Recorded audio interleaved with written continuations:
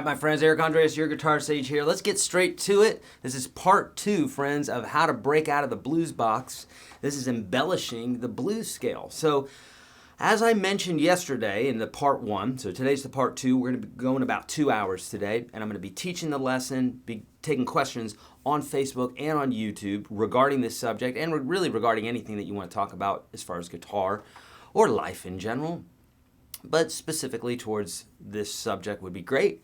Then that's what we're going to be doing. We're also going to be giving a membership to the Unstoppable Guitar System Way, Unstoppable Guitar System /365, a $400 value, to some lucky person who shares this video today. So you can share it on Facebook, Twitter, Instagram, all the different places that you can share. You could walk down the street and show the video to somebody, and that would count as sharing. We just probably won't be able to track you there, right? So we need to be able to find out that you've shared it, and then we can reward some lucky person. We do this all the time.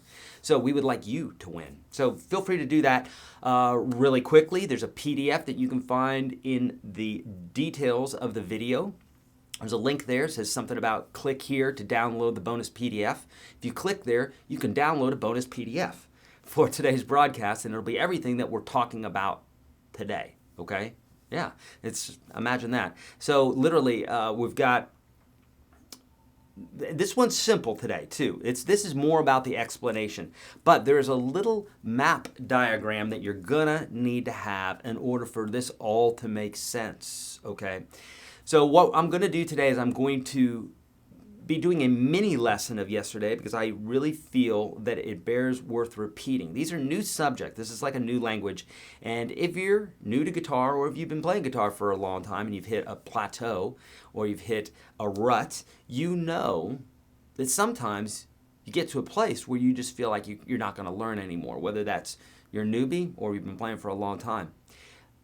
I'm here to tell you that that is a complete myth. Don't believe it. Okay, it's just your mind mentally saying something. That's all it is. You 100% can continue to grow as a player. I've been playing for 35 years, and I continue to grow, and there's a million different directions that I could grow into if the world allowed, if I could stop the time continuum and get all the time in order to do this. But that's really what it's about. It's about time spent on the guitar and what direction, okay? So we're going to be covering that today. We're going to be playing a little bit. We're going to be doing some call and response. It's going to be super fun, okay? All right, so that's how it works until about the 11:40-ish mark. It just seems to work out magically like that. That's about where I stop teaching. It's about 40 minutes worth of lesson, and then we go into Q&A, okay? So by now, you've already clicked on the link that's in the description of the video, whether you're on YouTube or Facebook. And our Instagram folks, I've directed them, but they're probably at work or something like that, and they can't do that right now, so that's cool. But if you want that PDF, you know where to go. And also, if you go to Facebook, YouTube, that's where I can answer your questions. Cool? Right. Good. We got a bunch of folks in here already. The chat rolls are rocking today, all right? So let's go into it. What we're going to do is we're going to talk more about what we did yesterday, a little bit more detail, and then we'll be doing some live stuff together, okay? So let's do, first off, let me show you, this is what I want to show you. I want to show you the PDF, okay? Because, here you go. I want to show you this PDF because this is the one that you're going to be downloading, okay? So it goes like this, breaking out of the blues box. This is it's a small one today, right? This was yesterday and today. As always, I include some links in here for you to the website for anything you want. I've got a free ebook there. You can get to the free course that way. You can get to the free course this way right here. What free course are you talking about, Eric? It's the top 30 lessons I teach all my students. If you visited me in Nashville, it'd take about 30 weeks. It would cost probably about $1,000, and you would learn everything that's in this free link right here in a step-by-step format. Why did I include that here? Because I do that with everything, because there's so many folks that are starting off and they don't have these basics, and once they get the basics, then they're off to the races and they know stuff. But unless they don't know these things, which I've included in that course, they're not going to be able to understand things. Okay, so that's exactly what that free course is for you. It's the top 30 lessons. Obviously, if you're done with that and you want to check out more, you can check out the $1 lesson, which is basically everything inside of Unstoppable Guitar System and 365. Cool, cool. All right, and then you're going to read all this, the introduction, bingo, bango, Django, and now this is the money right here, okay? This little guy right here. Now, Mike and I, Mike who's an integral member of our team, as well as Chris and Jason, you know these guys, and Henson and John. We got a lot of killer folks working here, just rocking it. And I was talking with Mike earlier about this particular PDF that he helped me create. And we were saying that basically what I did is I had all the different forms with all of these different dots on there. Could you imagine what that looked like? Even when I was looking at it, I'm like, there's no way. We're going to frighten the children away. We don't want to do that. We want you to understand that guitar is easy if you do it step by step. Okay, what happens is it becomes hard when we throw too many things at ourselves. Then it becomes very overwhelming. But if you do it step by step, it can be easy, I promise you, okay? So what I did is I said, okay, let's just do this one form. This is form 1, right? You've seen this before. In fact, what I want you to do for just a moment is imagine all of these colored dots as gone and just the black and white dots, including these ones with the numbers in it. If that were the case, it's our trusty old A minor blues scale, which you guys probably know. Sounds like this. It's that classic sound. Okay? But what we're saying, what we said yesterday, we're going to cover it again real shortly here today, and we're going to go into some playing, is that because the blues scale is very odd, or I should say blues can be very odd in that a lot of times you're playing, like that chord progression just now, an A7, a D7, and an E7, right? All 3 major chords, but yet I'm playing an A minor blues scale over it. That shouldn't work though, Eric. You always say that if it's minor, use a minor scale, and if it's major, use a major scale. I do, but when it comes to blues, we can break those rules. Why? No one knows. It just works. It's really the sound of blues. It truly is that. It's almost like, well, why does whatever, like name some piece of art or something. Why does that work? If it works, okay? And we could try to dissect technically why it's working, but there is no real reason why that minor sound should sound good over the major chord. But it does, okay? And that's what makes it bluesy. But with that being said, you can see those black and white dots there, right? And that's our regular blues scale that we're using all the live long day. A million solos have been written from that scale right there, like Stairway to Heaven, like You Shook Me All Night Long. I mean, classics. And that's the go-to scale that everybody uses. But what we're doing today is we're saying, okay, that's cool, but we really want to bring some new life into our blues playing. How can we do that? And one way that we can do that is we can think a little bit like jazzers do. Jazz players think, okay, what's the chord that's presented to me right now, and what can I do with it? And they like to exploit that chord. They like to say, hey, this chord says this. They go into their math brain, and they say that I can play this and that and the other thing over top of it, according to the structure of that chord, okay? Chords have structures, meaning like a 1, a 3, and a 5 from the major scale, or if it's a minor chord, a 1, a flat 3, and a 5. If it's a 7th chord, a 1, 3, 5, flat 7, that sort of thing. And because of that structure, because of those notes that are contained in that chord, we can take a scale and match it up, and it will coincide nicely with it. Like two people talking about a subject in a nice manner, okay? Where they're both complimenting what the other says. Maybe it's improv, comedy improv, guitar playing improv, something like that. Those two things go well together, okay? And so that's what we're going to be talking about today. That's why we have these 3 different colored dots, is because in blues we have a 1 chord, we have a 4 chord, and a 5 chord, okay? And essentially the only thing that we're saying is if we took the major scale, 1, 2, 3, 4, 5, 6, 7, 1, okay, that those chords would be based off of the bass notes that I just did. So 1, if I go to the 4, 1, 2, 3, 4, that's our 4 chord. And I go to the 5 chord, 1, 2, 3, 4, 5. We have our 5 chord, okay? There you go. So, you got your 1, 4, 5 chord, and according to what chord is being played at the moment during the chord progression, will determine which colored notes we are allowed to bring in as new supplementary notes. Now you may say to yourself, well, why only on those chords?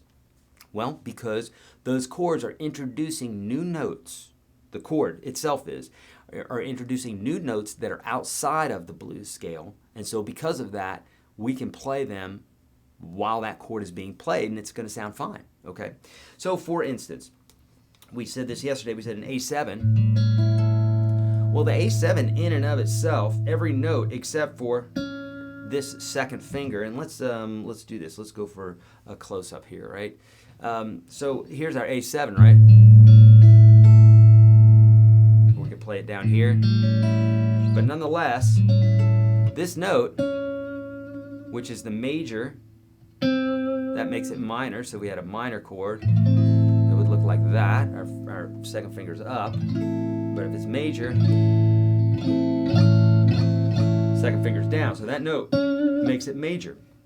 Well, if you look at the diagram there, right, you're going to see that yellow note, okay? Check this out. The third line from the top, okay, of the diagram right here. Third line from the top, you see that little yellow note? That's where my second finger is at right now because of that A7 chord. So what that means is as this chord's being played, I can play that note. It's not in the scale, okay?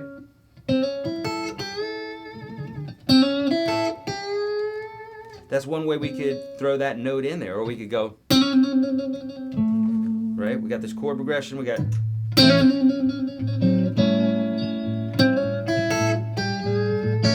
or we talked about that yesterday. We talked about 3 different licks that we could use there. And so this note, I just kind of threw it in doing a trill. That's a favorite. Hendrix would do this. A lot of guys do this. So you got the minor note and you got the major note. You're really messing with people's heads there. All right. And then you've got, I also did this one where I went, and I'm just playing notes right out of the scale. Those are all out of the scale there, okay? But I threw in that major note, that little yellow note, and then I bent up to the 1 again. No big deal, right? And then I did this little bit where I said, okay, well, see on the very top line of the diagram above, see that yellow dot all the way to the right? Cool. I see it too. So there, that's our note. Technically we could go.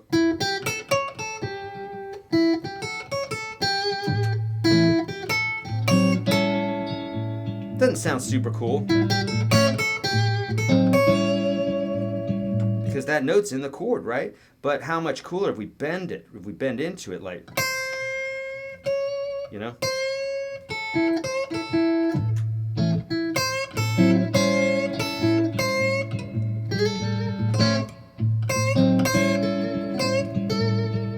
So it really likes that sound, right? Okay, now let's take a look at the 5 chord, or the 4 chord, I should say.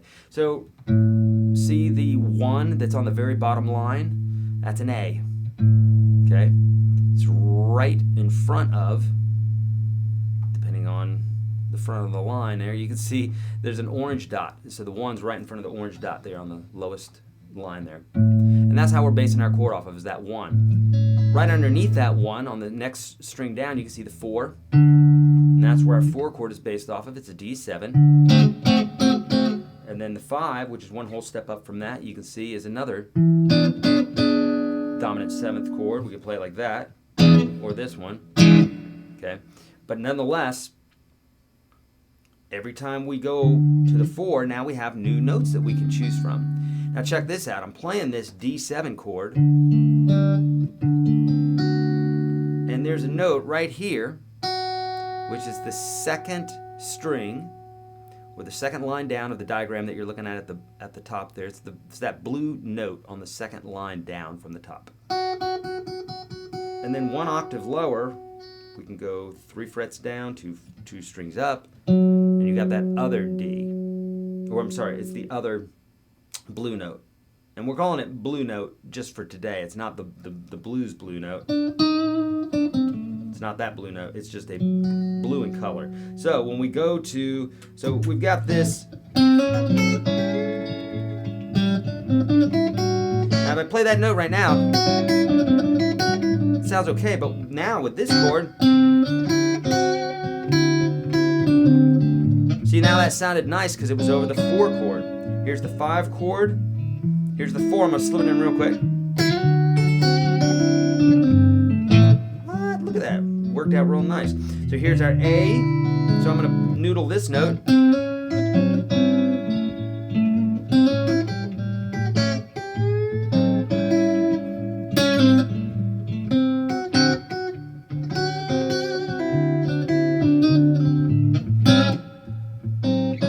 Okay, so you can see you can get that guy or that guy. So sometimes if I'm playing this, I might. So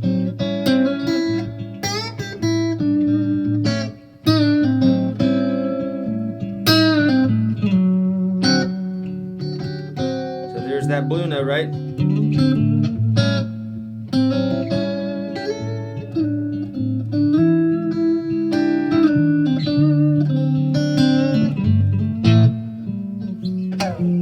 Okay, cool, right. So that's where those blue notes are coming at, and you got this one, this one, this one. Okay, all on your little map there. Now, when the 5 chord comes along, okay, now we've got these yellow notes that appear.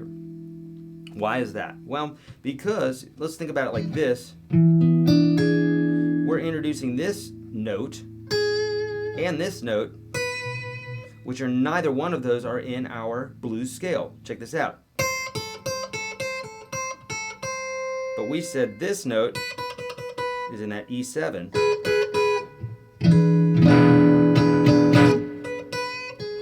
And look, this note here is not this note, it's this one. So that note, pardon me, is also outside of the scale. That's that E. Orange note right there, okay? So you got that one, you got this one, you got this one.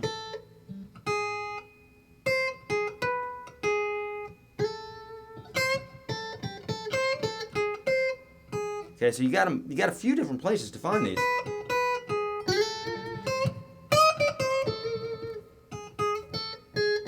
Sorry, I was hitting that wrong note there.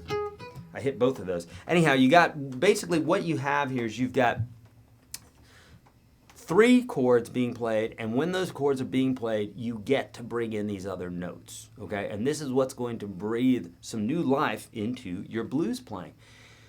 Because think as if you were this like indigenous chef, okay? Where the only thing that you cooked was the stuff directly from your land, and you were the best cook in town, and then all of a sudden, some traveler comes over and they introduce you to all these spices like cardamom and salt and pepper and cinnamon, okay? I'm that guy. I'm introducing you to some spices. And then you're like, dude, this is great. And you start adding it to your recipes. Now all of a sudden your recipes taste different because you're adding a spice to it, right? And really that's how you want to think about these as spices, because we don't use them a ton. If you use them a ton, basically what it starts sounding a little bit like, it sounds a little bit overdone, just like if you were putting cinnamon in something and you overdid the cinnamon. It'd be just too much. Cinnamon or any spice is meant to accentuate something, right? So, with that being said, you want to use these things sparingly, which you probably will in the beginning. What I usually do with new concepts like this is I wear them out. I use them all the time, at least in my woodshed, in my practicing, okay, when no one's listening. I wear it out so that I can get used to it, the sound, and that if I don't do it all the time, then I'm not going to build it into my mind and into my fingers and that sort of thing. If I'm just doing it every now and then, I'm probably not going to use it much. Just like back in the day when we'd learn a vocabulary word and they would make us use it in a sentence several times. Same thing here. We want to make sure that we're using it all times, okay? Okay, now, with that being said, let's do this a little bit. So what I'm going to do is I'm going to noodle a little bit just here on the A7. Only the A7. I'm not going to go to anything else. And what I want you to do, this is your turn to play, okay? This is pretty cool because think about it. I'm literally telling you guys to play, and there's several hundred people that are going to be playing when you're playing, but you don't have to listen to them. How cool is that? So, that'd be so fun to hear everybody at once, wouldn't it? That'd be cool. So I'm going to play this A7 here, okay? And what I want you to do is I want you to play the blues scale, but I want you to try to noodle in one of these yellow notes. Did you hear what I said? One of these yellow notes. If you're concentrating on throwing all the yellow notes in there, it's number one, it's not going to sound any better because it's the same note, okay? In this case, it's the same one note. It's just different octaves of it. In one case here, it's the same note, but it's the same exact note. So concentrate on just one note, and in this case, we're doing the A7, so the yellow note. And you could do this one. You could do this one. Does not matter. You've got the bit there on your screen. I'm not going to make that go away. And so here are a couple of things that you could think about. You could think about doing a trill, right, up to that yellow note, or you could do something like a hammer-on up to it and then start continuing into the rest of your riff.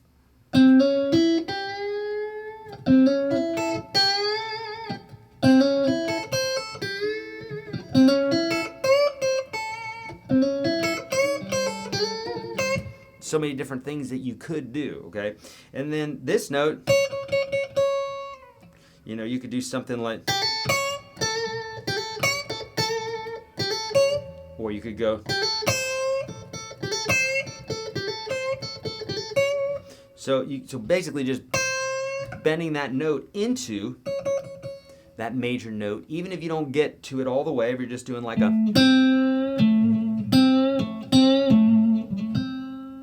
same thing there. I could play it or I could bend underneath it, bend up to it.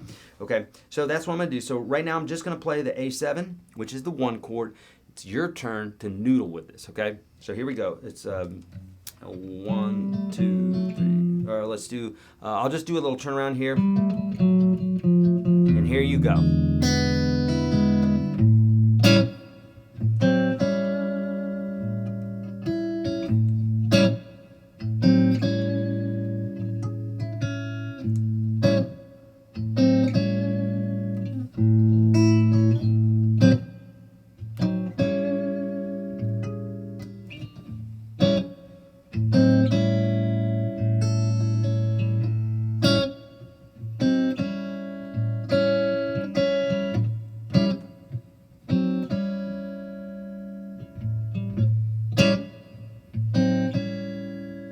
Okay, so what you could do there, any one of those little yellow notes, you throw them in there, but what you're going to find is if you do it too much, it's going to sound a little bit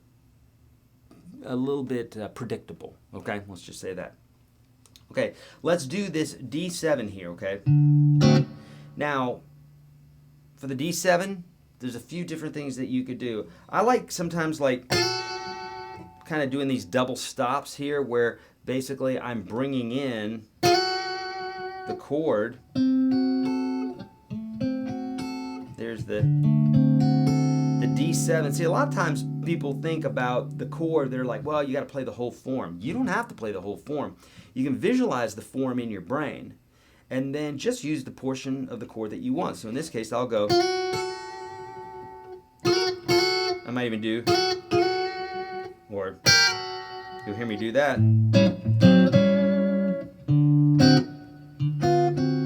That's all I'm doing is I'm taking that bottom part of the chord, sliding into it. You can almost always slide into any note and it's going to sound extra cool, right? So that's all I'm doing there. So that note there, it also sounds nice when you bend it.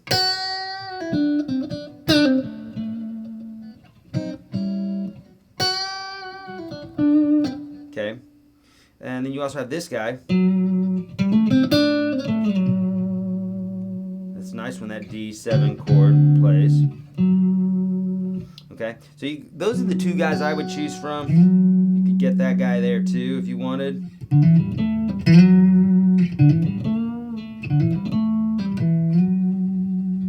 So here we go. Here's the D7. 2, 3, 4.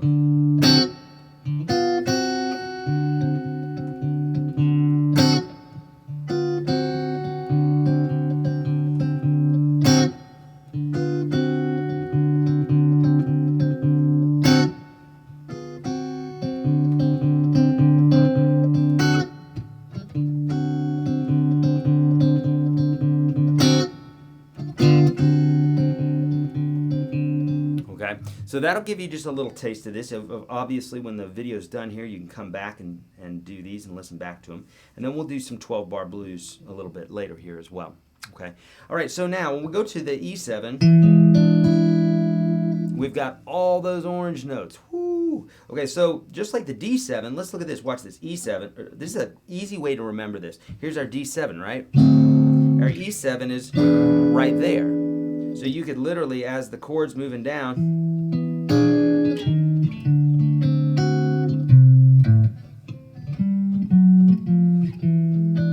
you got that E7, D7. So you could think about, right? Obviously that's a little obnoxious, but you get the idea.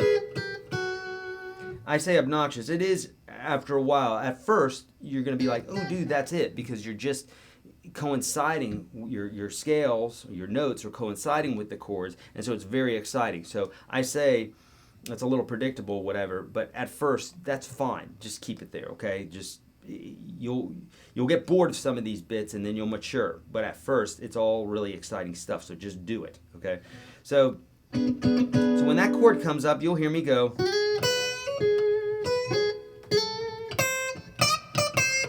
You'll hear me do that a lot because here's our E7 chord, and it's not to say that I it's not to say that I can't be here noodling, but when it comes to this chord, I might as well exploit those notes out of there, and then when it resolves,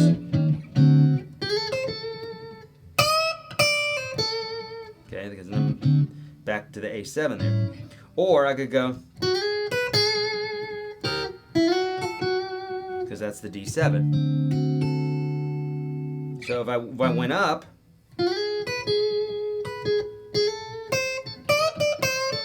then basically what I'm doing is I'm playing like an E7 chord, and then I'm just getting back into the scale.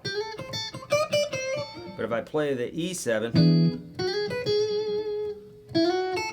then I'm exploiting that D7 and then back to the A7.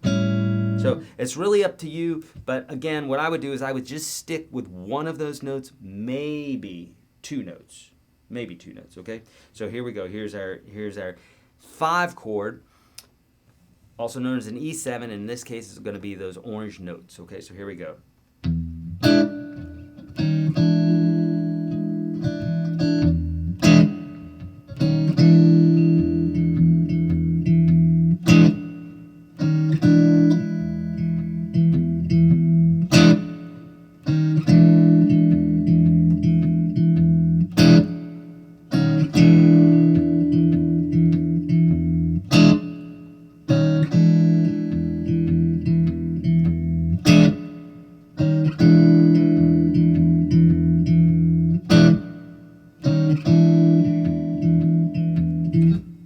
Okay, so now, how did that feel? Could you hear where those notes, the yellow note, the orange notes, the blue notes, could you hear where, okay, sure, that's acceptable for that chord?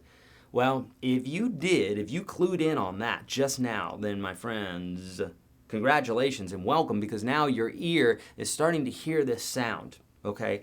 And because of that, it's just like when you give a kid something to eat and they've never tried it before, or an adult for that matter. I'm the same thing. If I'm trying something new, first time I eat it, I'm like, I don't know. Could be the most exciting thing in the world at the moment. And then the next time I eat it, I'm like, it's all right. And the third time, I'm like, it's not bad. And the fourth time, I'm like, give me some more.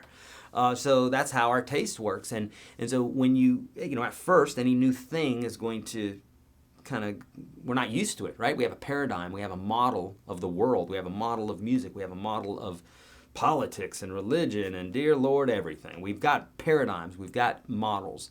And if we don't think outside of those paradigms sometimes, then we will stay thinking the way we've thought always. And that goes for life as well as guitar.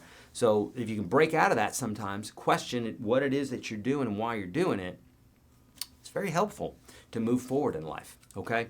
All right, great. Let's do this. Let's get to some questions, and then we'll also probably do some more call and response, but I would love to get to some questions right away. And today what we're going to do is we're going to start with Facebook. How about that? Okay? Facebook. All right, good, cool. Really quickly, before we start into the questions, two things. Download the PDF. It's in the description of this video. You'll see it says something like download this PDF. Do that. Inside of that PDF, you're going to have the diagram that I just showed you on the screen, and you're going to have two opportunities to learn more guitar from me. You've got the free 30 lessons. Everybody who's hearing my voice right now, if you have not done those 30 lessons, do it, do it, do it. I promise you. There's nothing in it for me except to have someone learn guitar, and I just think that's cool. But there's nothing in it for me. I'm telling you, learn from it. Anybody who has been in that course, please let other folks know, because it's a legit deal. We get comments, so many, dozens of comments every single day of folks that are in there that are like, oh my God, my mind is blown. I'm moving forward faster than I ever have before. Like literally every comment says that. I'm not just saying that. I'm thankful because I feel like maybe I've tweaked my process here and we've got some folks that are actually learning things. So that's what I'm excited about. Okay, and then there's also the $1 bit in there. You can check that out as well.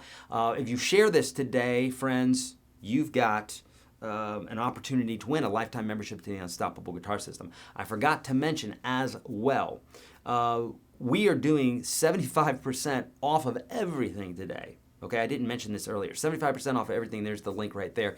Literally, friends, this is 75% off of everything except for the Unstoppable Guitar System. Okay, so that includes how to practice guitar, how to become a fingerstyle guitarist, the whole entire 365 program that's normally $79, it's $19.95 today or $19.75, something like that.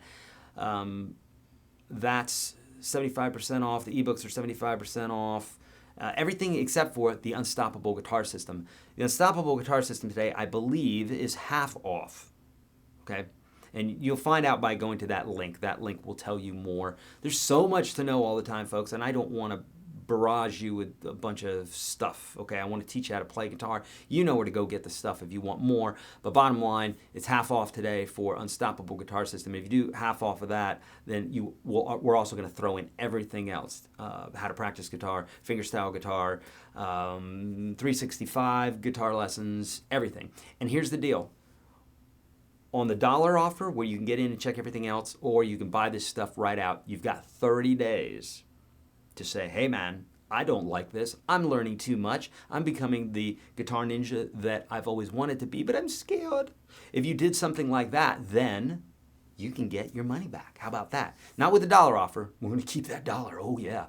But with the other offers, we are going to allow you to have all your money back. We're totally that confident about the course, okay? We've got thousands of people in this course, and hey, guess what? Every now and then, someone doesn't work out for whatever reason. Could you imagine that in this world today, that not everybody works out? It happens. Okay, so let's go into some questions. I'm jumping straight over to Facebook, and then we'll head over to YouTube, okay? And I'm only looking for those folks that put a question mark after it, because I've got to blaze through this stuff, okay? I got to blaze through these comments. Okay, thank you for all the well wishes and good mornings. Good morning. Hi, Byron. Hello, Myra. Nice. Okay, how long will the broadcast be, Todd? They're usually 2 hours long. Okay. Jude from Madeira. Beautiful. Love it. I love when we have folks from different countries. It makes me so happy.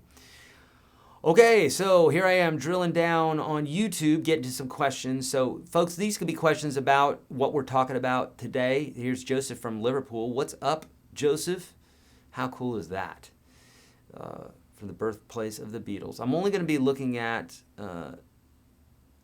those with question marks, but you can ask anything, okay? Doesn't mean I'll answer it, but I probably will. All right? All right.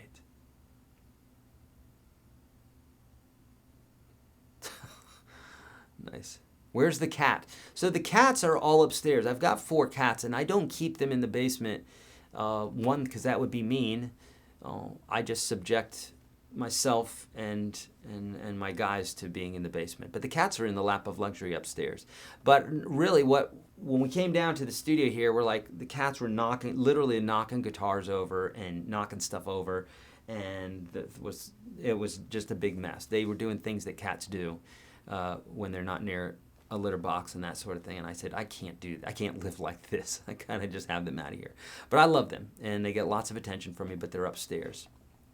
Okay, Luke's saying, if I own a cheap guitar and a cheap amp, what affects my tone the most? New pickups, guitar, or new amp? Luke, they're both very significant, the guitar and the amp, but if I were to I would say that the amp means more, and here's why. You could take a cheap guitar and run it through a really great amp, and if it's a big amp and it's loud and it has great overdrive and stuff like that, it's going to sound like a not the greatest guitar in the world through this amazing amp that sounds great, okay? But if you had a cheap amp and you had the most expensive, beautiful, best playing guitar in the world, it can't get out of that speaker, and if it's a tiny speaker or tiny components, in sound-wise that is, if it has a weak sound, then it's just not gonna do what you want it to do. So, to me, the amp is going to affect your sound more than anything else, okay? But it kind of depends on the amp, and it depends on the player, and it depends on the guitar and that sort of thing, because that statement is not in a vacuum, right? It just depends on a lot of variables. But for the most part, the amp is going to change your sound more than anything else, Wicker Billy, who's got your belly? You guys are weird. I love it. Maybe a silly question, but did anybody ask what the black dots are for? David, that's not a silly question at all. The black dots and the white dots, okay? So right here, right? The black dots and the white dots with numbers in it are just the blues scale. If you guys don't know what the blues scale is, head over to YourGuitarSage.com and download the free ebook, because I have the pentatonic scales and the blues scales in there, and you can just take a look at those immediately and you can see what it looks like before those dots, okay? But essentially, if you take all the colored dots away, leave all the black and white dots, yes, even the ones with numbers in them, then you're going to have the blues scale, and it sounds like this.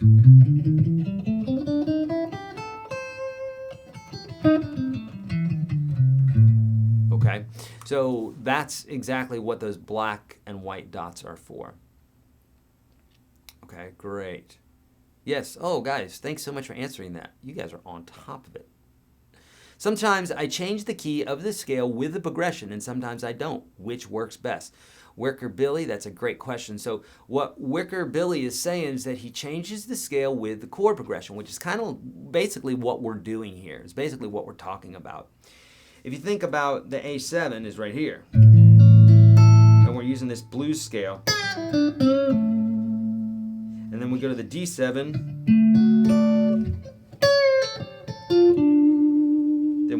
then we could essentially play the D blues scale. Then we go to the E7,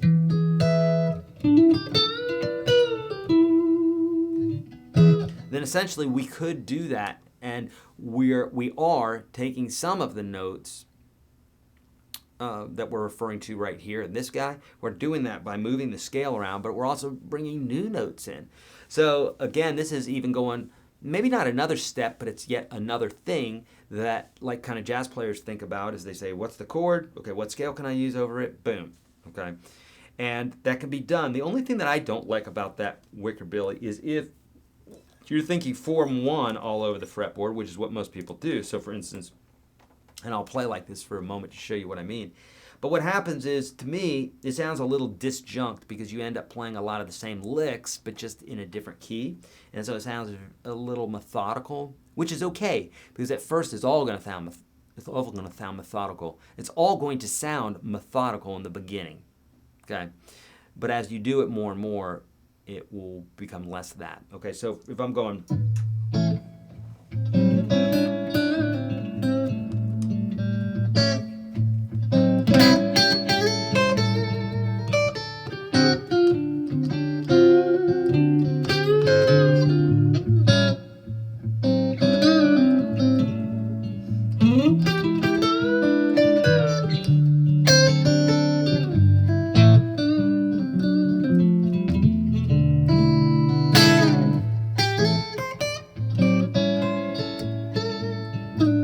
So you get the idea there. So basically when each chord moved, when it moved to the D7, I went to the D blues. When it went to the E, I went to the E blues.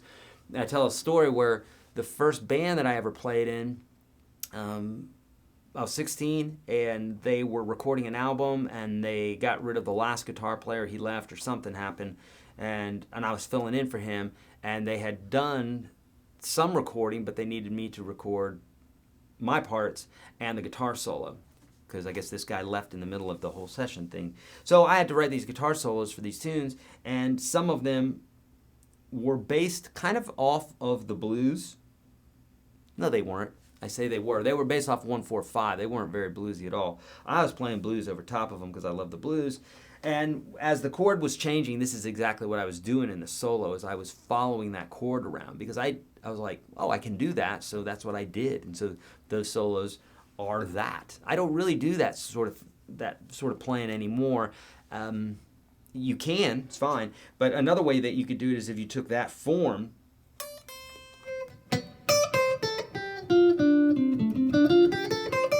so instead of taking form 1 of the D, you could take form 5 of the D.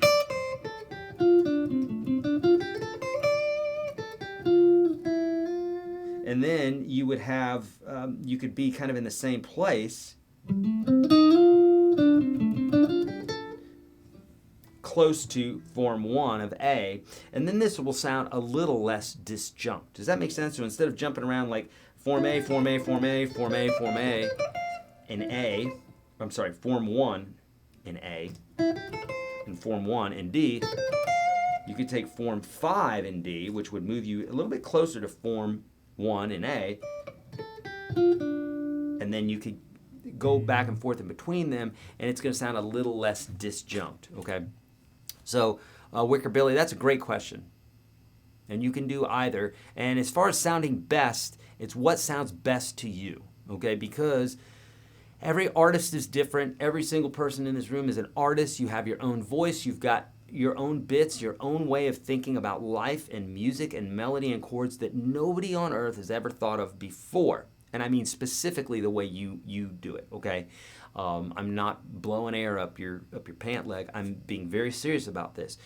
The way that you grew up, in all the conditions and everything else, you have a certain thing to tell the world, whether it's on the guitar or it's in poetry or it's in sculpture or it's a speech or whatever. You have something special to tell the world that no one else has ever been able to do before because of your specific set of circumstances that brought you to where you're at today. Same thing is true with music.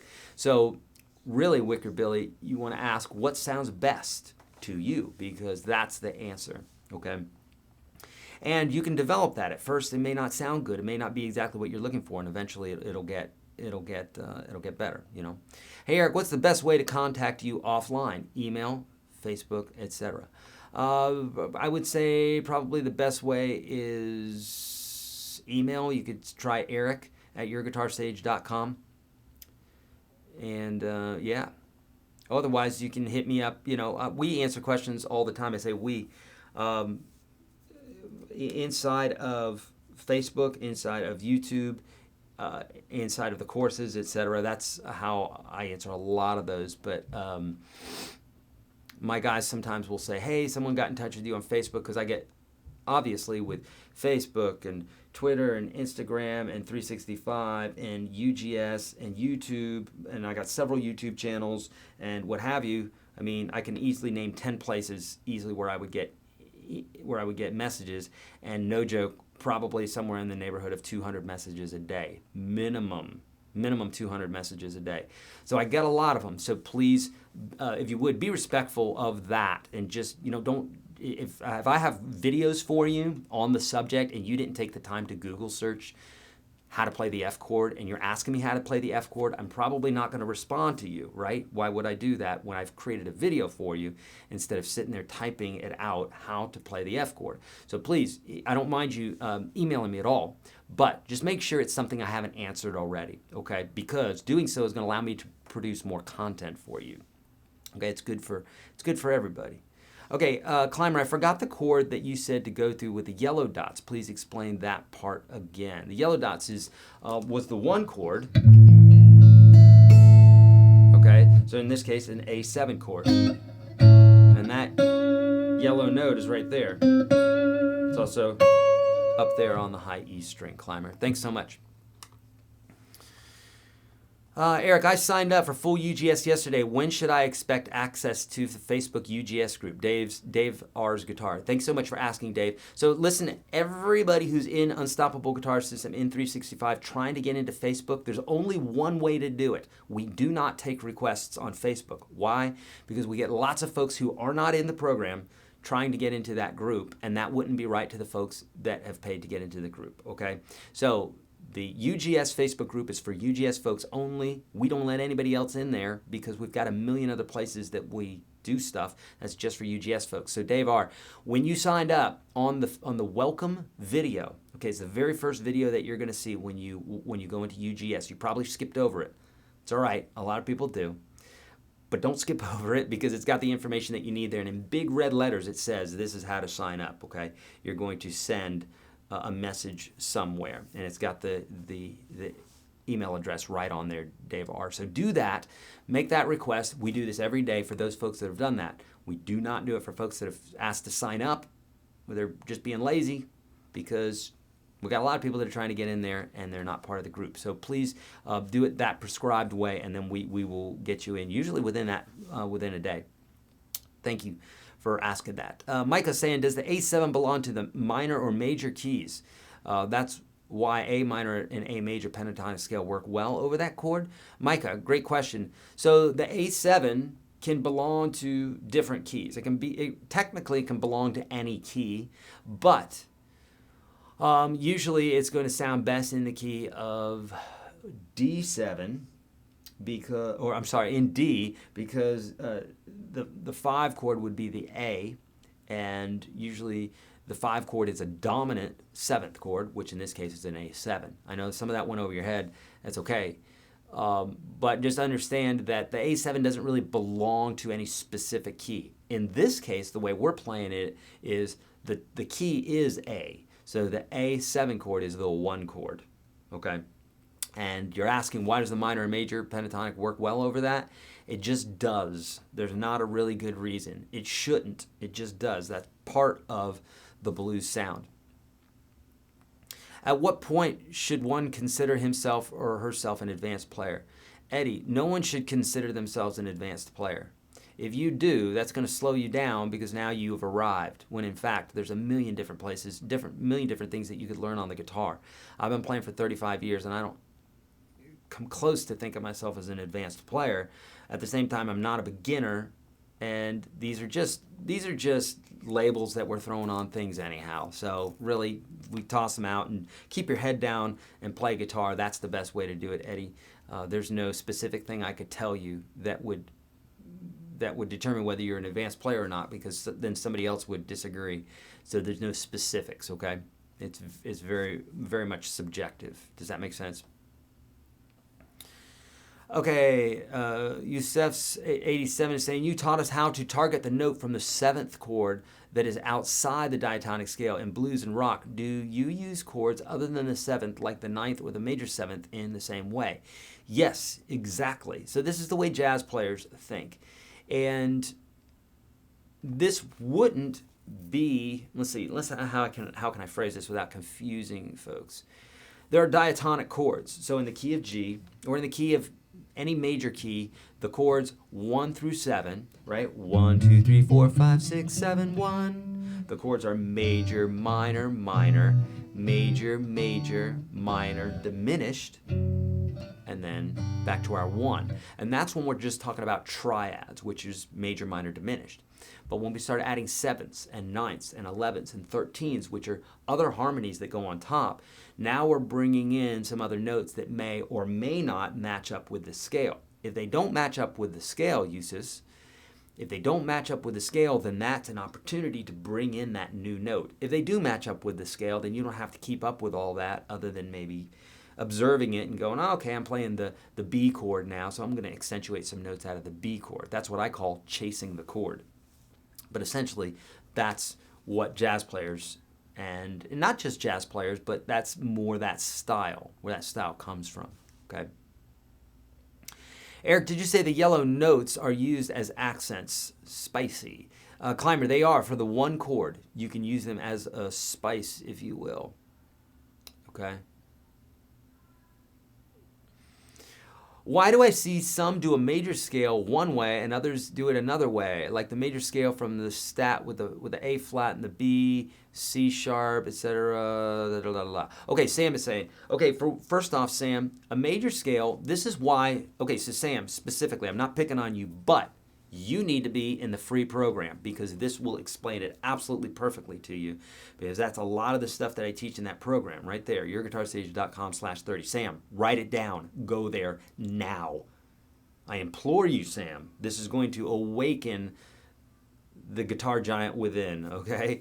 The major scale is whole step, half step, whole, half. If that went over your head, it's because you're not in the free program. Go through that because I have diagrams and everything that will explain this in full. It'll make all the sense in the world.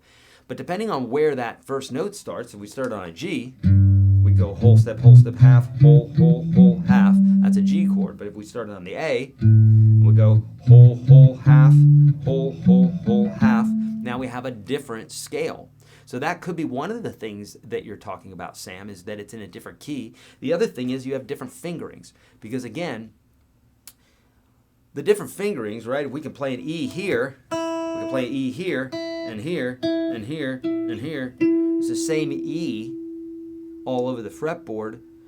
Does the listener care what string we're on? Nope, it doesn't. It just cares that it's an E. So if I'm playing a scale this way, so this is like just one way to play a scale. I could also do it like this, or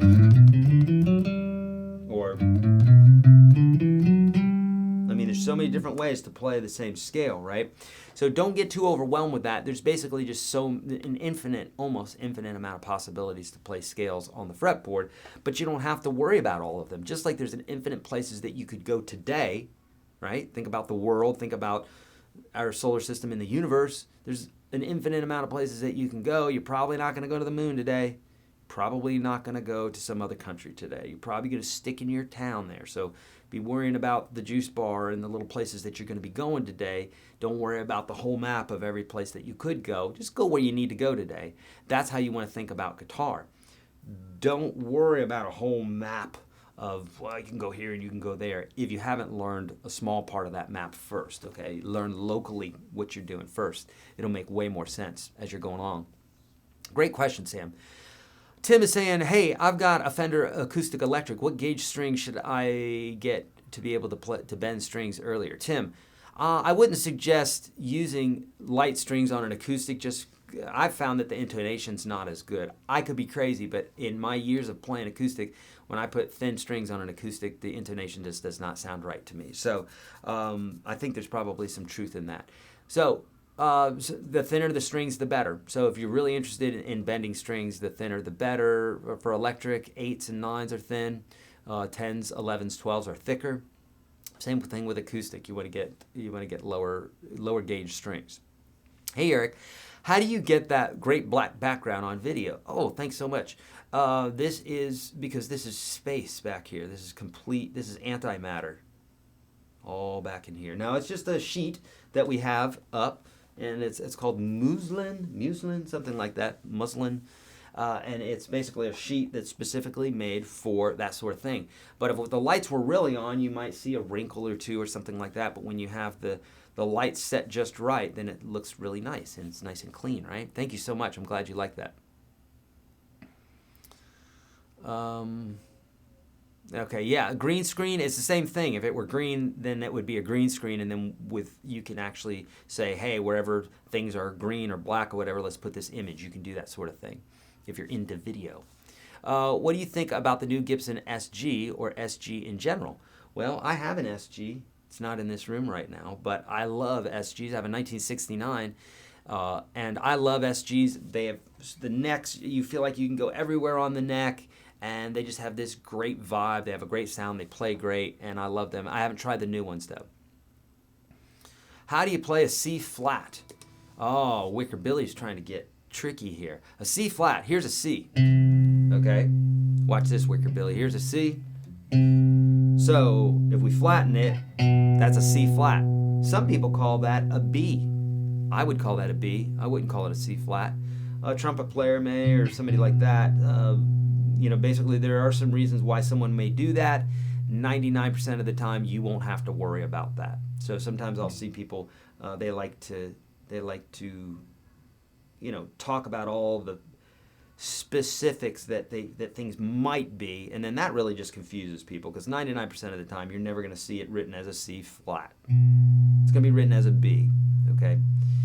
For that matter, we could also call this a double sharped A, because here's an A, here's a sharp, here's a double sharp A. But 99% of the time it's going to be called a B. So don't worry about the other bits there. That's probably what created your question there, Wicker. Because technically there is no sharp for E, there is no sharp for B, just like there is no flat for F and there's no flat for C. Okay, but if someone says play a C flat, what they mean is play the C but flatten it. So technically it is a C flat, but we don't say that because then it's just going to really confuse you. Okay, TBA, thank you. CBA equals flat. That's exactly true. He is spot on, or she is spot on. Yes, great. Great questions today, friends. Nice. Okay, so now I'm going to pop back over to Facebook. I'm going to make sure that our folks here are getting their needs attended to. Okay. All right. Okay, I did see another question here. I thought I did. Oh, no, I did not. Okay, so it looks like Facebook's a little bit slow today. If you got any questions there on Facebook, I'm refreshing right now. I'm just making sure it's not me. Okay.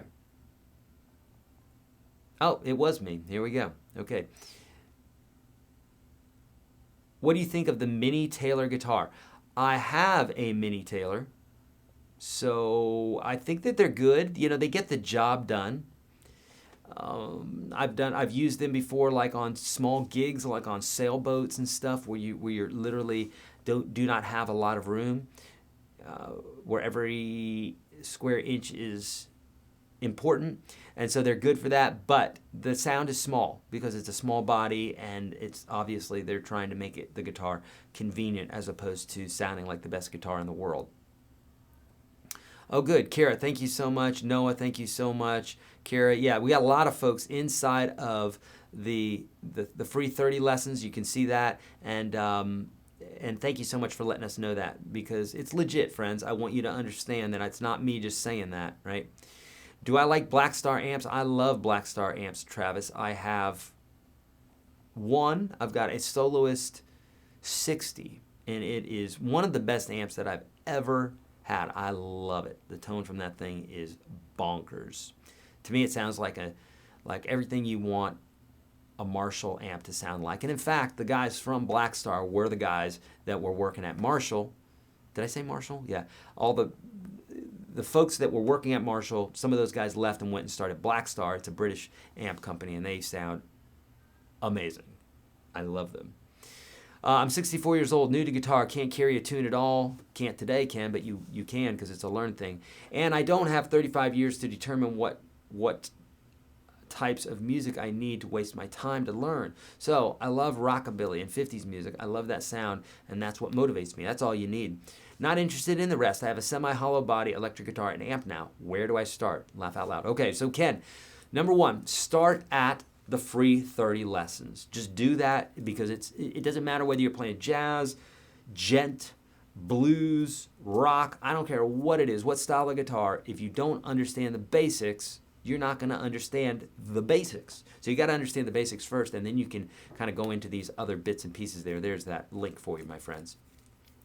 So that's where to start. And then from there, I have stuff on rockabilly. I have stuff on blues and rock and all those sounds that are exactly what you're talking about, Ken. And then another thing that you can do is, some folks, believe it or not, don't know that I have a YouTube channel. right? Because there's some folks that are just on UGS and they watch on Facebook and stuff. But I have a YouTube channel, YourGuitarSage. So go to youtube.com/YourGuitarSage. I have another YouTube channel for those folks that are like, how do they know that he doesn't have a YouTube channel? I have another one, YGS Guitar Lessons. Hundreds of thousands of subscribers there. We just don't do a ton with it, but we have lots of subscribers there as well, mainly just theory stuff. But Ken at the youtube.com/YourGuitarSage is where I have many hundreds, like nearly 1,000, or probably 700 song lessons. So what I would suggest to folks is in the search engine on YouTube, type in YourGuitarSage Elvis or YourGuitarSage Buddy Holly or YourGuitarSage Roy Orbison or whatever it is that you're looking for in the genre that you're looking for, and chances are you're going to find something that I've done. Okay. Sally, I've taken one-on-one lessons, played around online on YouTube lessons, then I discovered Eric. I've signed up for a lifetime membership. Highly recommend this membership. I'm learning daily, and the light bulbs go off. Oh, what a feeling. Yay! Oh, thank you, Sally. That's so sweet. How do you feel about hollow body Gretsch guitars? Went and played a bunch of different brands the other day, and one of those felt really good and sounded great. No, I love them. I've got a 1959 Gretsch 6120 here, which is like one of my dream guitars. And I absolutely love it. They just have a certain sound about it, you know. So Nick is saying, UGS is without a doubt the only system you need. Trust me, I've tried a few. Thank you, Nick. Thank you so much, buddy. 30 days course is great. To go back often. Okay, so yeah, here on Facebook, we got a lot of folks talking about the free 30 course, so make sure you do that, okay? The design for testing on the electric guitar is going great. It's just going slower than expected, unfortunately. It just is. Takes a long time to make a guitar, I suppose. Eric, what is the chord progression on that to put a looper to practice? Max, it's the 12-bar blues progression. Here's where you can find it. On YouTube, search YourGuitarSage 12-bar blues, and I'll give you the construction of that. I think it's also, the construction of that, I think is also inside the free ebook, okay, at YourGuitarSage.com. And yeah, there you go. If you're inside UGS, go to the resources section where we have nearly 600 jam tracks, and we do this all day long. Okay, we've got these 12-bar blues progressions all day long. What thumb pick would you recommend? Chris, I don't use thumb picks, so I would not be the guy to ask. I apologize. Steven say, why are you only saying to use the major note over the first chord since the progression is major? Shouldn't it work for all chords? Steven, it's a great question, and you can do that. You know, technically you can do that, but here's the deal. That major note, that first major note, is only the major note from, it's from that chord. Let me see how I can explain this. It will work. It technically should work, and I love that you questioned that, okay? It technically should work, but what I implore you to do, Stephen, is experiment with it and see just how well that note works. Because blues is a funky little creature. And it just, there's certain notes that sound great over certain chords and the other notes don't sound good. Okay? So, let's try it. Let's try it. Let's experiment here because it's a great question. We're in the moment. Let's try it. So, what I'm going to do is I'm going to play that. I'm going to throw that note in there, right, over this chord progression, but I'm going to do it for other chords too. Let's see if this works, Stephen. It's a major chord progression. Should work, right? Let's try it. Here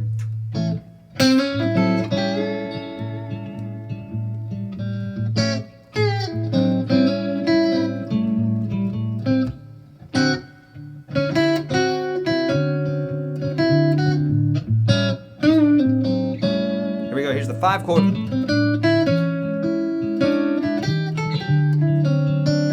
Doesn't sound good, does it? So that's what I'm talking about. You're not going to find a lot of love with that note and some of those other notes over the whole chord progression. And the reason is blues really is, you've heard it so much. It's been so ingrained into your skull, into your ears, into your mind that there's certain notes that you will accept and certain ones that you won't, at least as far as that blues sound, okay? Great question, Stephen, though. Cindy, thank you for the love. Thank you so much. Okay, sorry, I was not online yesterday, but does that mean that the 1, the 4, and the 5 notes are adding some notes that would make their chords major 7s, major 9s? or 2s? Sorry, I was not online yesterday, but does that mean that on the 1, 4, and 5 chord we are adding some notes that... No, Jude, only thing, we're saying the opposite here. We're saying, okay, for the 1 chord, it's a major chord, and it has that note in there, which is not in the blues scale. So while that chord's playing, let's play the blues scale, but let's throw that note in there too. Let's see what that does. And then when it goes to the D7, the 4 chord, we say, oh, well, this note is not in the blues scale. That note's not in there, but let's throw it in there. That sort of thing. You know? And when we go to the E7 chord, we got those 2 notes. They're not in the blues scale. What happens if we accentuate those notes during that chord? That's what we're saying, Jude. Okay? Oh, love it, Patrick. The top 30 did plenty for me. Really sorted out some ingrained bad habits I had. Signed up for UGS for life. Nice, Patrick. Love it. Thank you so much. Almost done with the top 30. James, 30 was great. Beautiful. Thank you. Could you show me the turnaround instructions before going into a 7 chord? I think I got it down, but double checking. Yeah, let's talk about that really quickly. So a turnaround, and I have videos for this, but essentially a turnaround is that part of the song that goes... Okay, so if it's in the key of A,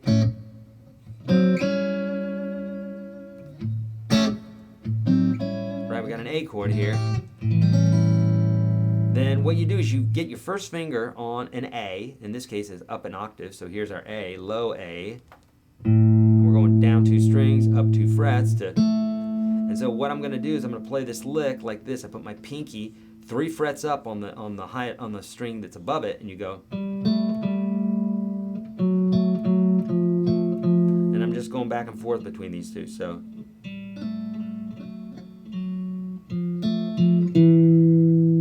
And that note is your 5 chord. So.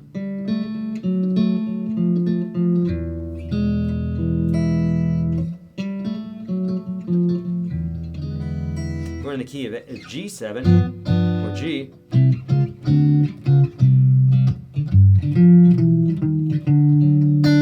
Now what I did there is I said, okay, well, we got our G. Let's go down 2 strings, 1, 2, up 2 frets, 1, 2. There's our G, and look, that same little lick works. So you can do that for any single key. I've got a video for that on YouTube if you want more detail, George. Check that out. Okay, good afternoon from Jacksonville, Florida, home of the Jacksonville Jaguars? Question mark. I think it is. Yes, Ken. The answer is yes. All right. All right, good. I'm popping all the way back up to the top of Facebook just to make sure there's no questions there. Okay. I can make acoustic rhythm sound pretty good, but the same sounds awful on electric guitar. Where am I going wrong? Ian, it's just that you're just not used to playing electric guitar. So just similarly, if you were driving a sedan all day long, you're driving your sedan, you're rocking out, you're a businessman, you're going down the street, you're going to go do business, you're rocking, you're doing your thing, you're driving fine. And then during lunchtime, you get in your Porsche. And you're driving, you take that same turn that you did before. Now all of a sudden it turns really quickly, right? Because the sports car has a different performance level. The steering is going to be, you're not going to have to turn the wheel as much, that sort of thing. The brake, everything's going to be more sensitive. The electric guitar is a lot more sensitive. So if I just barely touch the strings like this, right, they're alive. If I do that with an acoustic guitar, you're not going to hear it very much. So you're hearing a lot of that volume coming through. Also, Ian, if you're playing through any pedals, overdrives, and that sort of thing, you're really accentuating then what you're doing, you know, if you're messing something up. Okay? Make sense? Okay. Great questions. All right, heading back over to YouTube. Here we go. Who is your biggest influence? My biggest influence. That's a great question. Golly, I would say at this point in my life, after I've distilled everything,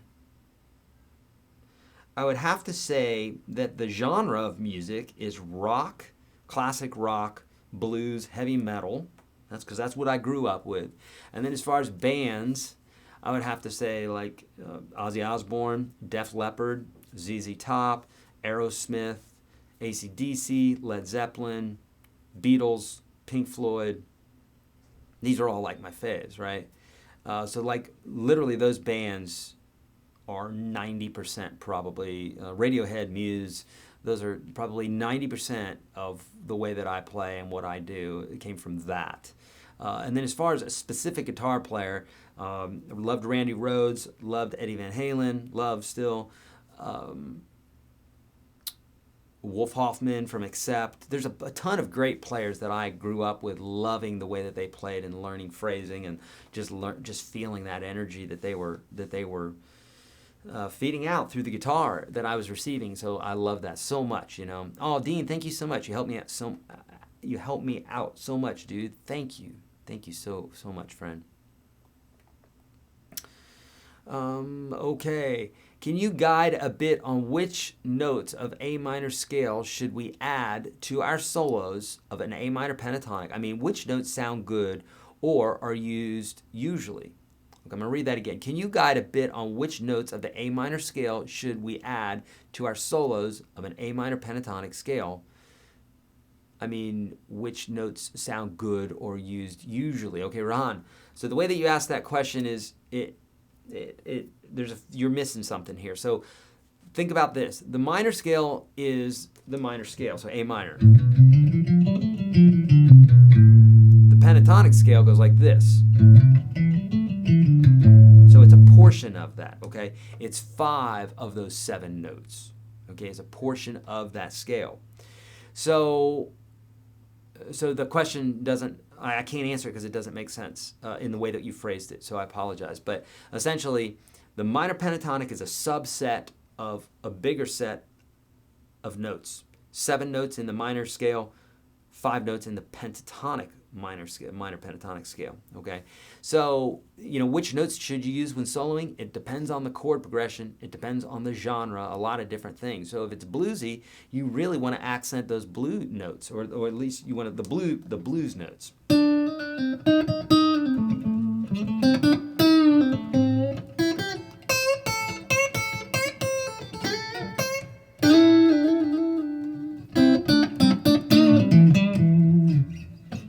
You know, that's so depending on what it is, the genre that you're speaking of, and the chord progression, that's going to determine what it is that you're trying to do. So if it's bluesy, stick to the blues scale a lot and follow those chords, chase those chords. If it's something like heavy metal or classic rock or something, like classic rock is going to be a little bit more bluesy. Heavy metal is going to probably be a little bit more neoclassical, a little bit more diatonic. So it just kind of depends on what it is you're looking at. Okay. At the start of your streams, could you let us know what you're using to achieve the tone, including the pedal amp settings, or alternatively post a link? Butta G is saying. Butta G, sure, I'll tell you. What I'm using right now is a Kemper Profiler amp, okay? These things are bonkers. They're absolutely bonkers. They're expensive, but they're bonkers, okay? Like this amp right here with the pedal and everything else is about $2,500, so it's expensive. The most expensive amp I've ever owned. But it just does everything that I want it to do, forever and ever, amen. So basically what it's doing is it's modeling amps, classic amps, that I don't have in the studio here. I've got several amps, but I'm starting to get rid of more because I'm making space for more guitars, and I'm just using this thing exclusively. So right now, essentially what this is I believe this is a Fender amp, is what this is modeling. Okay, yeah, this is supposed to be a twin. Well, I somehow lost all my volume there. Hold on here. Yeah, so it's like a Fender twin. So essentially, this would be like plugging directly into a Fender twin. I've got the reverb in there. And I've got the gain at about 11 o'clock, okay? The EQ is straight up, presence is straight up, and that's it. So I just have a little bit of gain going, and that's it. So that's the sound of a good old-fashioned Fender amp is what that is. And that's why it sounds cool, right? So, and the only effects that I'm using are reverb. That's all today. And spring reverb, to be exact. It's got that kind of warbly sound to it. That's a new patch that they put in here. Before they didn't have that, and now they've got it, right? Pretty cool. Pretty cool what you can do with technology these days.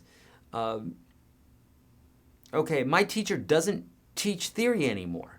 Do you have a theory only course I could take? Lauren. Lauren, here's the deal.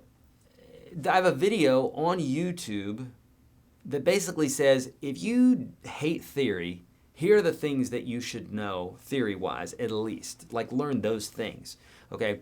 You can find that probably by searching YourGuitarSage Theory, and you will probably find exactly what I'm talking about. Otherwise, Lauren, start in the free course because, listen, there are things, just basic things. If you understand the basic things really well about music theory, it's going to take you so far you won't even believe it. If you can learn about 5 or 6 basic things in theory, they will equate to learning 50 other things that you learn throughout your life in regards to music theory if you didn't have those 5 things. Trust me. And that's what I've included inside of the free 30 lessons, YourGuitarSage.com/30. The link for that's also inside of your PDF. So, Lauren, start there. Do I have just a theory lesson alone? No, I don't, because I teach so much of it. I probably have hundreds of videos on theory. You might as well just get into the Unstoppable Guitar System then, because I teach it from the very baby beginner to on up to you keep going, okay? It doesn't stop. Advanced chordal theory, how to apply chords and scales, call and response. I mean, there's so much in there, okay?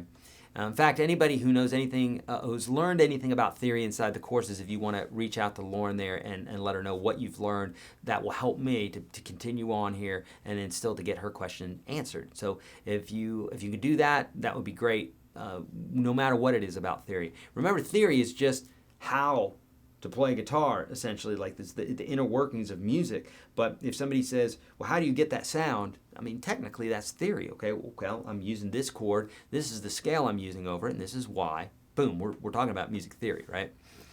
Okay, Isabella is saying, I want to buy a Gibson Les Paul, but my friends all tell me to buy Epiphone instead. What do you think is a better buy for a beginner? Well, for a beginner, Isabel, indeed, the Epiphone is going to be a better buy.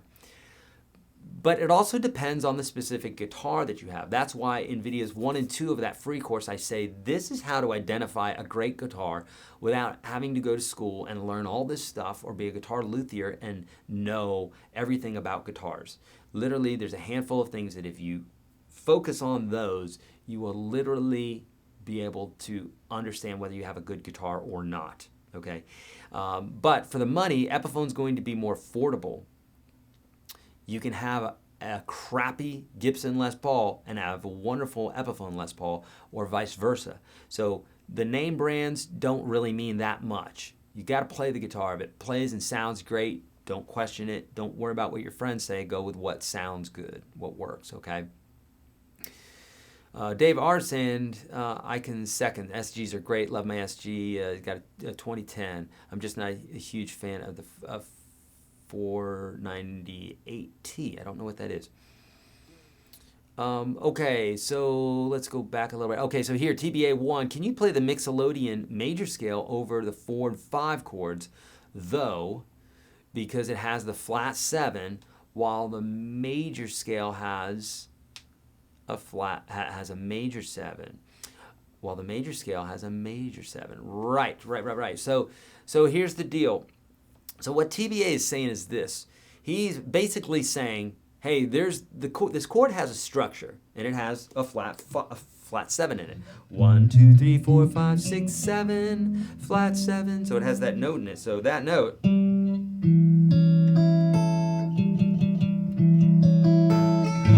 is part of that A7 chord. And he's saying, well, can you just use the Mixolydian scale? And answer is technically, yes, you can. And then when it comes to that D7, then technically, yes, you can use the mixolydian over, the D mixolydian over that, and then when the E comes, you could technically play the E mixolydian, technically, but again, just as someone had mentioned earlier, they said, well, can you play that note? And we said, yeah, you can, but is it going to sound right? No, probably not. Throwing all those notes in there probably is not. If you're playing more jazz-wise, then yes, because in jazz, your ear's attenuated to being very accepting of all these different notes that are coming at you. That's what makes it sound like jazz. Wow, how about that? So literally, because you're getting all these different notes in and some of them sound wrong and what have you, because your ear's just not bent to that yet. It's like tasting new food, going to a new country and tasting all this crazy new food, crazy to you, indigenous to those people, right? It's going to seem strange to you, but that's what jazz does. It's introducing these new concepts essentially, or it's stretching. It's saying, hey, we can do this. So TBA, yes, technically what you're saying is correct, but do some experimenting with it because you're going to find that all those notes don't work out. They just don't sound good. And again, at the end of the day, we want to sound good, right? Think about it. Music is an auditory sport, okay? It has everything to do with sound. So yeah, you can get a rock star up there looking cool, hanging his guitar low and everything else, and have a stack of Marshalls behind him, but after the facade is gone and everything else, it really all comes down to closing your eyes, putting your headphones on at night, and losing yourself, right? That's really what it's about. That's what music's about. So if it's that, and that sounds good, then do that. Otherwise, all the rest is BS, okay? That's my take. Think about getting a guitar with P90s. What is your opinion of a P90? I love them, and in fact, this guitar right here, I don't know if you guys have ever seen this guitar or not. This is my Les Paul Darkfire. And I'm not saying that I'm giving this away at the next broadcast. I'm not saying that. I wouldn't say that. That'd be crazy. But this guitar has a P90 in it as well as a humbucker, okay? So, I love P90s. They are amazing, okay? Especially on a beautiful guitar like this. But this guitar was well over $2,000, and it's an insane guitar. And for me to give this away would be crazy. Or would it? Or would it be? So I'm not saying I'm giving it away, but I just restrung it yesterday. I'm not saying for no reason. There may be a reason there. Do you guys like that guitar? I do. Oh, I would be sad to see it go, but I'm getting new guitars all the time, so that's the way it works. Okay, so P90s are awesome. P90s are awesome. I know the major and minor scales. What's a natural scale? Rehan, natural, when someone says natural minor, they just mean the minor scale. I've never heard of natural scale, just a lone natural scale. But natural minor, yes. Is most country songs based off of early blues? GW is saying kind of. It's based off of a lot of 1 and 4, or a lot of 1 and 5, or a lot of 1, 4, 5. And the blues progression is a 1, 4, 5 progression, except using seventh chords, and it's a real specific structure of that chord progression called the 12-bar blues. So it's 12 bars of music, but there's a real specific way that those chords are lined up. For more on that, on YouTube, search YourGuitarSage 12 bar, and you'll find that more information. Obviously, if you're in UGS, there's tons of stuff on 12 bar blues where we really break it down and get you to understand this idea. But yeah, a lot of it is that basic sound. Not exact, but it borrows from all that, okay? Okay, great. Man, you guys, some amazing questions today. These questions are getting better and better and better. Oh, thank you so much, Gene. That's super kind. Reminds him of a high school teacher, music teacher. Rahan is saying, I'm learning guitar theory. I know major and minor pentatonic scales. Then I hear things like Aeolian, Mixolydian, etc., etc. What are these? These are modes, Rahan, and I teach them exclusively inside of the Unstoppable Guitar System. I might have a video for them on YouTube. If I do, you would search YourGuitarSage modes to know more about that. But Rahan, Here's my question for you. Do you love jazz? If you don't love jazz, do not worry about the modes, because really it's going to confuse you more than it is going to help you. But essentially, modes like Aeolian is also the natural minor scale. So the major scale is called the Ionian. The minor scale is called the Aeolian. And then there's 6 other modes. But essentially, we're taking the major scale, and instead of playing it from 1 to 1, for the Dorian scale, we're playing it from 2 to 2, where 2 is the tonal center. And for the Lydian, I think, which is the 3rd step, then that would be playing the scale from 3 to 3, with the 3 being the tonal center. It's the new 1. So if that bends your brain already, then unless you're really into jazz, don't worry about modes. Let me just say that, okay? Let me save you a lot of time. In this world that we live in today, we've got all the information that we need, right? I don't hear of anybody saying, man, I just wish this information was out there. The information's out there, but now what we need to do is we need to dodge all the BS and all the stuff we don't need to learn to get to the exact stuff that we need today to get the job done today.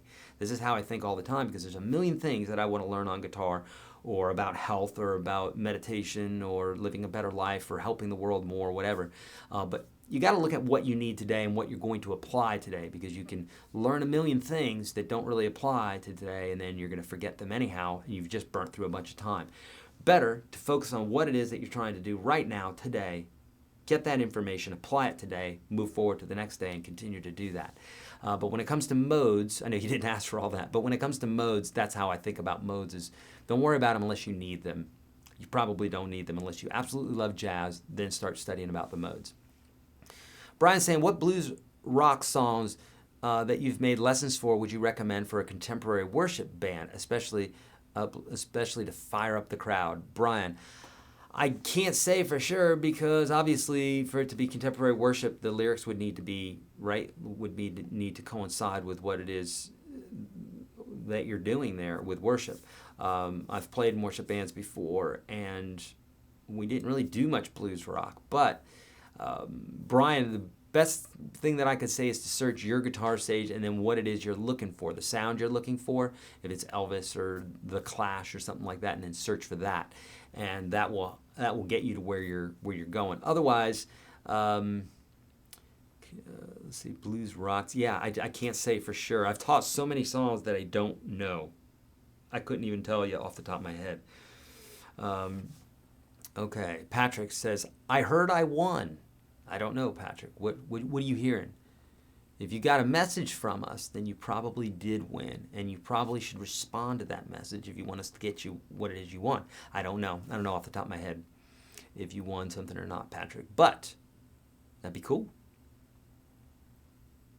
Sam is saying, buy what fits you. Indeed, that's what we're talking about. As far as guitar, buy what fits you, what sounds best, what feels best, etc. Okay? What would Papa Stash say about those shorts? Well, you know, he's from California, but I've never seen him in shorts. So, hey, I'm a confident man. I'll wear shorts. I'm not scared of some shorts, all right? So, but I'm not sure what Papa Stash would say. I probably wouldn't wear him around Papa. I'd have to wear my hat and my jeans around him.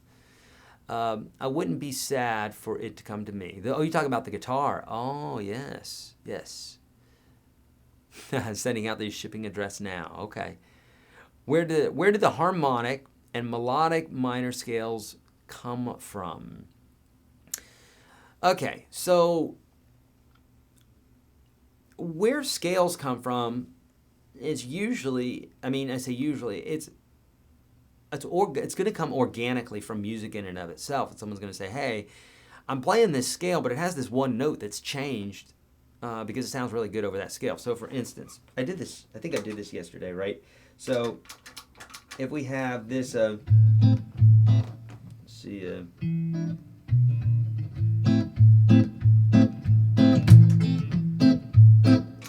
try this,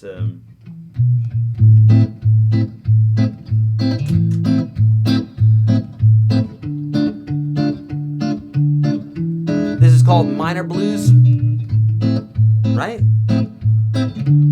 this is not. I'll tell you in a second.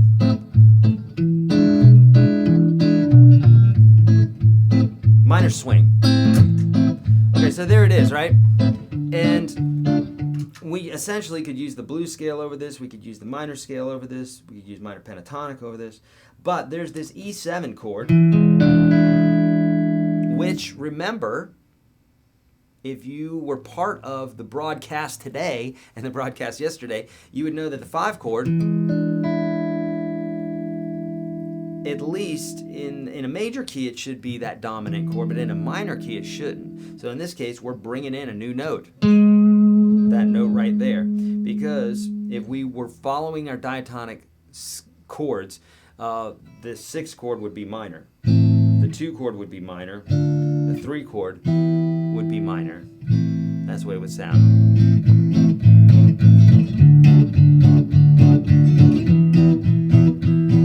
Sounds right, doesn't it? But instead, they're putting a dominant 7th chord there. Right here. Which is probably why you like it. It's why I like it. And so what that chord does is bringing in this new note. Okay? And this new note, you asked about harmonic and melodic minor. Well, this new note, if it's raised, then basically, if you're playing the minor scale, the harmonic minor has a raised 7th note. So basically, you're just playing the same minor scale. It's regular natural harmonic minor, or natural minor scale, also known as the Aeolian mode. But if we raise that 7th scale degree, 1, 2, 3, 4, 5, 6, 7,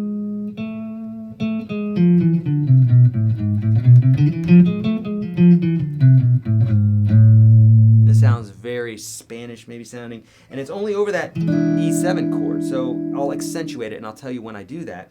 And so, you know, these chords appear organically because the chord's being played. Someone says, well, that scale didn't sound right. I could play this note, and then boom, we have the harmonic minor scale. Okay, so most of all scales, I'd say all scales probably came organically. It's not like some guy sitting in a room with a calculator. It just happens organically. So here we can use.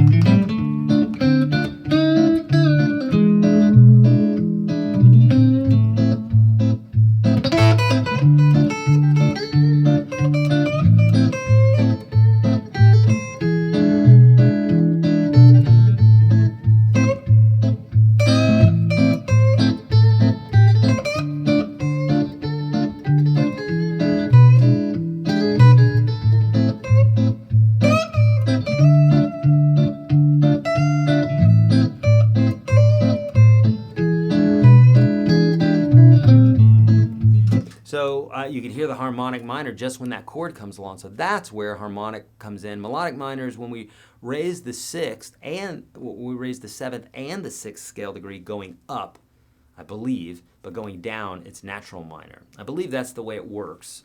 If I recall from 1987 in theory class, I'm pretty sure that is correct. Okay. Cool. Let's keep going. We got 24 minutes yet, so we got questions that we can answer. If Instagram's still alive, head over to YouTube, head over to Facebook. We're going to get your questions answered today, okay? And for those that are on YouTube, those that are on Facebook, if you haven't already, download that PDF. You're going to want this stuff. You're going to use this stuff, okay?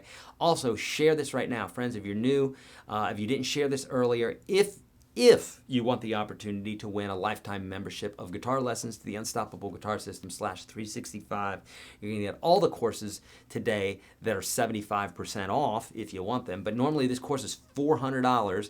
We just added 365, which is another $79 bit. Okay, so essentially and with all the other courses, you're essentially getting like $510 worth of stuff. Okay, today, we're offering that for $199. Everything else is 75% off today. So 365 normally is $79. It's 75% off today. Folks asking, when does that end? It ends tonight. Okay, literally, no joke. It ends tonight, Thursday. So right there, 75% off. If you guys want to take advantage of that, do that. Okay. You got to you need lessons somehow. So if you're ready to really seriously get real about the guitar and stop the excuses. You see me posting stuff about guys with no arms and no, people playing with bodies that have been blown off in the war and that sort of thing, and they're playing still, okay? These guys are serious about playing guitar. So if you're serious like that, get to playing the guitar and learn finally, all right? And I got many ways for you to do that. I got free ways, I got dollar ways, and I have other ways right here, Okay, so that's 75% off everything except for the Unstoppable Guitar System, which is half off right now. Okay, so I answered that about the melodic and the harmonic minor. Cool.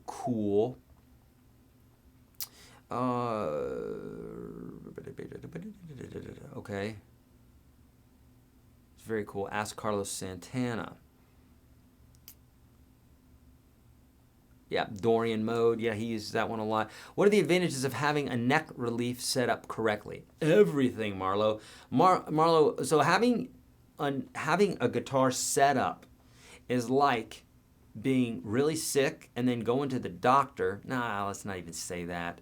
Let's say it this way. It's like having your guitar, or it's like having your car needing oil and lube and spark plugs. Do they use spark plugs anymore? I just don't know. But let's just say they did. And you go take it to the store and they fix all that stuff and now your car drives great. That's what taking your guitar to a guitar luthier and having it set up correctly does. If your guitar is not set up correctly. If it's set up correctly, you're not going to see much. But a good luthier will be able to set up many different bits and pieces. In fact, we just uploaded a whole new series to the Unstoppable Guitar System where I met with Greg Ellis, my guitar tech, and he went over all the bits and pieces with us, how to set it up correctly, tuning, putting on the strings, this, that, and the other thing. Really informative. It's like an hour and a half worth of material that we just uploaded to the Unstoppable Guitar System. So if you're in UGS, check that out. You'll see that in the updates section. Otherwise, Marlo, have it done. Indeed. Okay. 55-point checklist. Yeah. Okay, excellent. That must be like Guitar Center or something you're saying. Intonation, yep, they'll set that as well. Thank you, Thrash Metal. Very kind. Do you have lessons including teaching the arpeggio shapes? Indeed.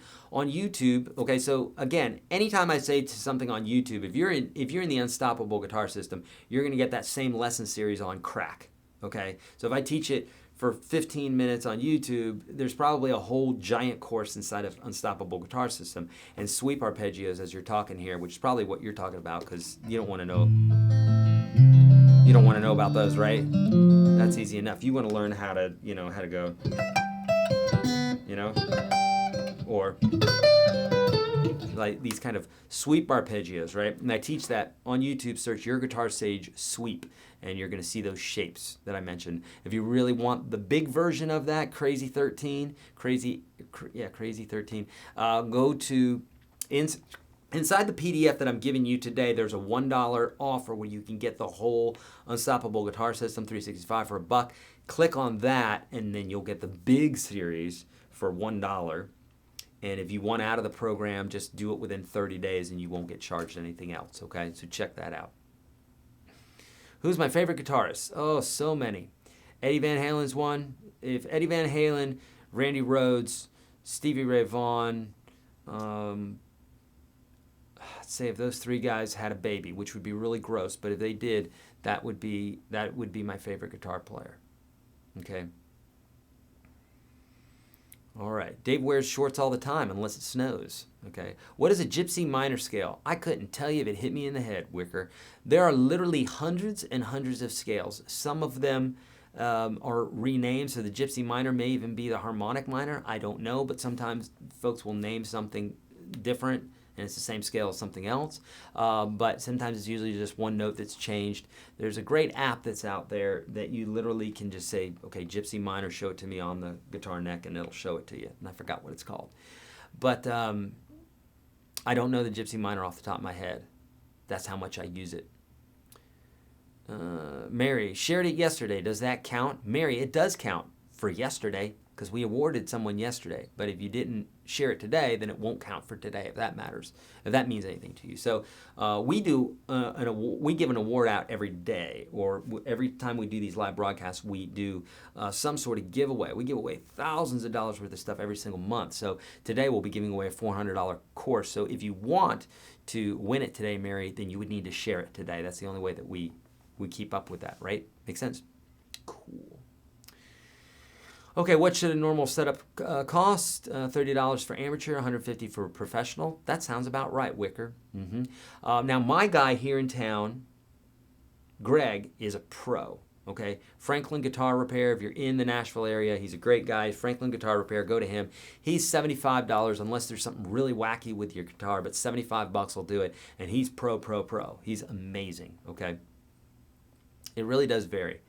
$150 is kind of on the high end, so I've never paid that much for a setup. Most I've ever paid for a setup is about $87. That's here in Nashville. Obviously, there's a lot more competition here, so you're gonna get a really good setup here, chances are, but there's also a lot more competition. Okay, great. Heading over to Facebook really quickly. Going to get to some questions here. We got about 15, 17 minutes, something like that. Okay. Are you going to give away that Gretsch? I am not, no. That is a 59, and that one, at least right now, Jude, I'm not going to give that one away. I got that one pretty recently, and that is one of my favorite guitars. I love it, and so I won't be giving that away probably anytime soon. For anyone looking for their first metronome, I got my hands on a Click Metro Pitch. Those are awesome, and it's been an amazing tool for the belt. Indeed, Noah. I've worked with Click a lot before, and I have had that metronome here. I either have it still, or I gave it away. I probably gave it away. I give a lot of stuff away because we get a lot of things in here, and I like to move them out to folks that need them more, and that's probably what I did. Okay. All right. Good. Yes, Dave R's Guitars is saying $150 is ridiculous for a setup unless they're leveling, crowning, and polishing the frets. Right. So what Dave R is saying there, yeah, I've never paid that much for one, but yeah, if $150. So what Dave R is talking about there is leveling, crowning, and polishing the frets. So when you level the frets, basically what happens is as you play the guitar more and you start wearing some spots into the frets, sometimes you can look and you can see a little divot, where you've played a specific lick or a specific scale or chords or that sort of lot, and you'll see an actual divot in the frets. I can see just slight ones on this guitar because this was refretted a few years ago. So, but I can see slight ones. And as those get more intense, then what happens is, since that string is sitting a little bit lower on that fret, then that means it's going to probably buzz the fret that's just above it. So typically what they do is they will get those aligned to where they don't do that. And that's called leveling. Crowning a fret is so really technically on a fret, it should come up to a point, not a sharp point, but there's definitely a point where the string rests on top of the fret. And as you start wearing a fret out, so if you can think about a fret as maybe looking something like that, it's not quite pointed, but it's more like this. And so the string is sitting right on top, but as you start wearing it down, it starts becoming flatter, okay? So like that, instead of like this, it's like this. And then what happens is the intonation's off because now your string and the intonation is essentially this. When your guitar's in tune and then you play further up the neck, does it stay in tune? If it doesn't stay in tune, the intonation's wrong. So the guitar's perfectly in tune, but then because of some of the math that changes, because of things like the frets being too flat and that sort of thing, the intonation gets thrown off, okay? If the fret was in the wrong place, your guitar could still be in tune. Let's think about this for those that don't believe me. If the guitar is perfectly in tune, but this fret is now over here instead of where it's at, let's say it was moved over some, do you think the intonation would be wrong if you played a chord there? Yeah, you bet it would. It would sound like crap. So that's what intonation is. So little subtleties can change this. And when they level a fret, they'll level them out to where they're even with each other. Crowning the fret means that they bring it back up to a point, which means the intonation is going to get better. And polishing the fret is literally when they take a small bit of very, very, very fine sandpaper, and they do this. It's very specific. It's like a brain surgeon. They go in there and they buff that fret out just a little bit, maybe 6, 7, 8 times. We cover this inside the Unstoppable Guitar System program. And they do that a few times to where the fret starts getting shiny, and it starts taking some, if not all, of the crud that's on the fret off. Just does enough to make it bright, new, and shiny, and play better. So when you're bending and that sort of thing and doing vibrato, it makes it sound better. Cool? All right. How do they lower action on an acoustic? Brian is saying, well, there's several ways that you could do that. And just like on an electric guitar, you could lower it at the nut, okay? But I'm not telling you to do this. I'm saying go see a luthier, but this is what a luthier would do. Is they might lower it at the nut. That's usually not where they do it, but sometimes the nut can be too high, and in that case, then they would lower. They would create a new nut probably by basically by filing and allowing the string to sit lower into the slot. Okay, so that's one way. But the bridge is the first way because that's where you really adjust the pitch. But then also the arc of the neck or the bow of the neck, that's done with the truss rod. These are all things that I've been playing for 35 years now. I don't like to mess with any of this stuff. I don't even mess with my own bridge. Every now and then I will, if it's just like a last minute thing, I'm doing a gig, I'm in the studio, and something's screwy that day, then I'll go in and I'll adjust it. But chances are I'm going to bring it to Greg to tweak, because those guys really know what they're doing. And I've learned in life to let the guys and gals who really know what they're doing handle stuff, and then you do the stuff that you're good at, because it's so worth the money and the time and the energy than to try to do everything yourself. That's just where I'm at in life. I used to do everything myself. Now I don't do it as much because I just don't have the time. And I like it better. I like when I get my guitar back and I'm like, oh my God, I never would have been able to do this. This is amazing. Okay, that's what I like. Okay. What type of music does Chet Atkins play? Blues, jazz, mix. I like his sound. It's a mix, but he's very jazzy, but he does it in a very poppy way.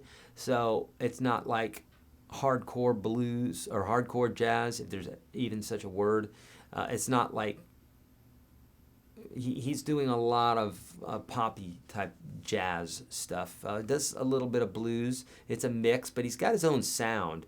And two, what Chet was best known for is coming up with his own fingerstyle arrangements of classic songs. So you got to imagine those classic songs are pretty poppy to begin with, and so like he'll jazz up the chords. So that's what I mean by that, is he'll put chords behind Mr. Sandman or something like that, where these chords are really thick, real jazzy, and lots of extensions and stuff, which makes it sound great.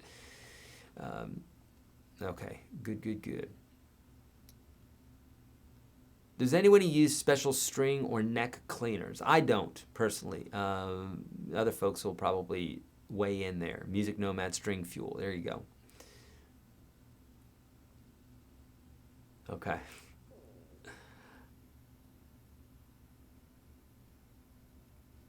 Okay, great. What can be player-caused fret buzz when a guitar is set up properly? Okay, so when you're not pressing down hard enough on a fret, you'll get that buzz sound, or if you're playing too far behind the fret. So these are things that I cover in that free course as well, right? Is that we can be in the right place here, but if I'm not pressing hard enough, I'm going to get that buzzing sound, or if I'm too far behind the fret, get that buzzing sound. So we want to be here, we want to play it firmly. You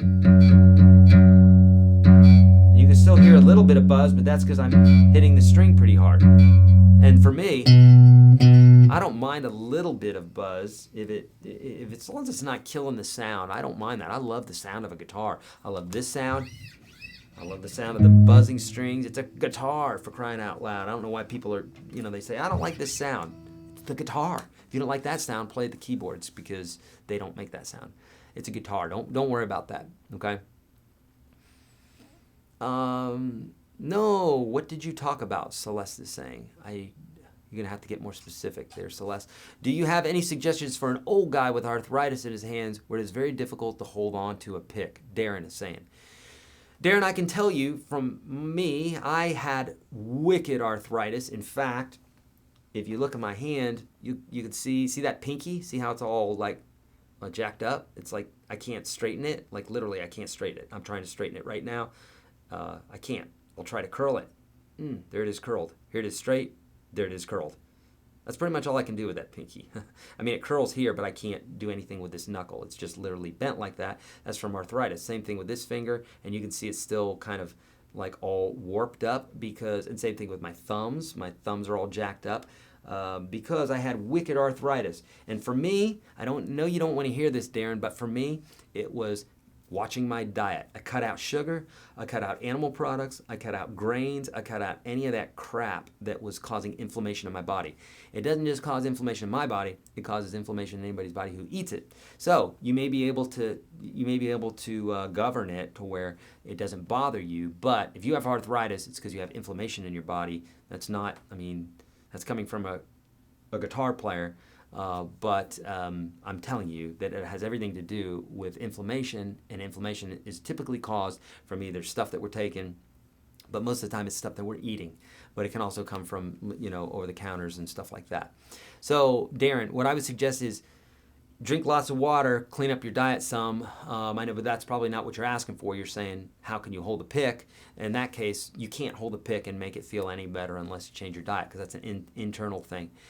So other than that, I wouldn't know what to tell somebody. For me, I had to do the same thing. I had to just change my diet. And I'm so happy that I have, honestly. It's not just the arthritis, but there's other things. The BB Box helped me out immensely. Also, Dorian Hourglass. Dorian Hourglass. Chris, would you write that down? I have no idea what that is, but I will research that and I'll do a lesson on it. But Eric, you're a guitar teacher. Shouldn't you know about that? No, I'm a guitar teacher. I'm just like you. I just happen to teach guitar. Doesn't mean I know everything about the guitar at all. Doesn't even mean I'm a good player. Just means I can get some ideas across. So the Dorian Hourglass, I'll look what that is. What's up with that? Obviously, it probably has something to do. In fact, I think I know what they're probably talking about right off the top of my head.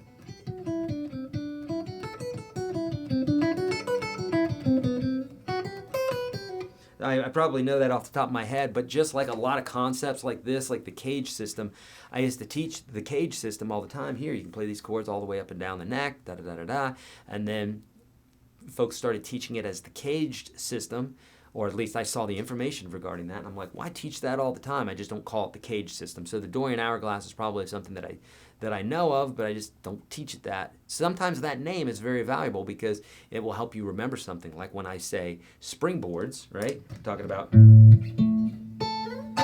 like being able to identify notes all over the fretboard very quickly. That helps knowing concepts like that. Okay. All right. Great.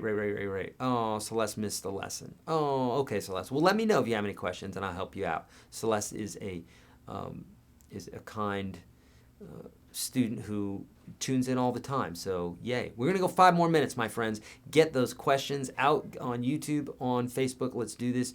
I don't think Instagram's around anymore, but if they are, you know what to do. Head over to Facebook and YouTube.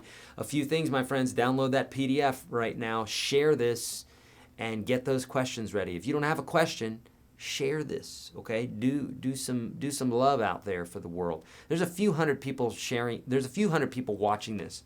When I only see a few dozen people sharing it, I think, wow.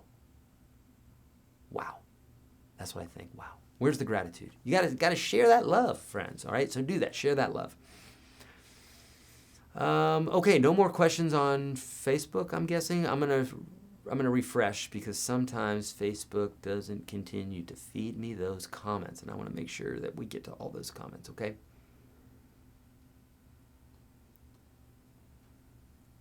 All right, we're going to come back to it in a minute because for whatever reason, we're not getting it. Okay, YouTube folks, please make sure that I've got those comments coming. Oh, here we go. Here they are. Here they come. What electric guitar should I play as a beginner? Shyamanta is saying. Shyamanta. That's a beautiful name.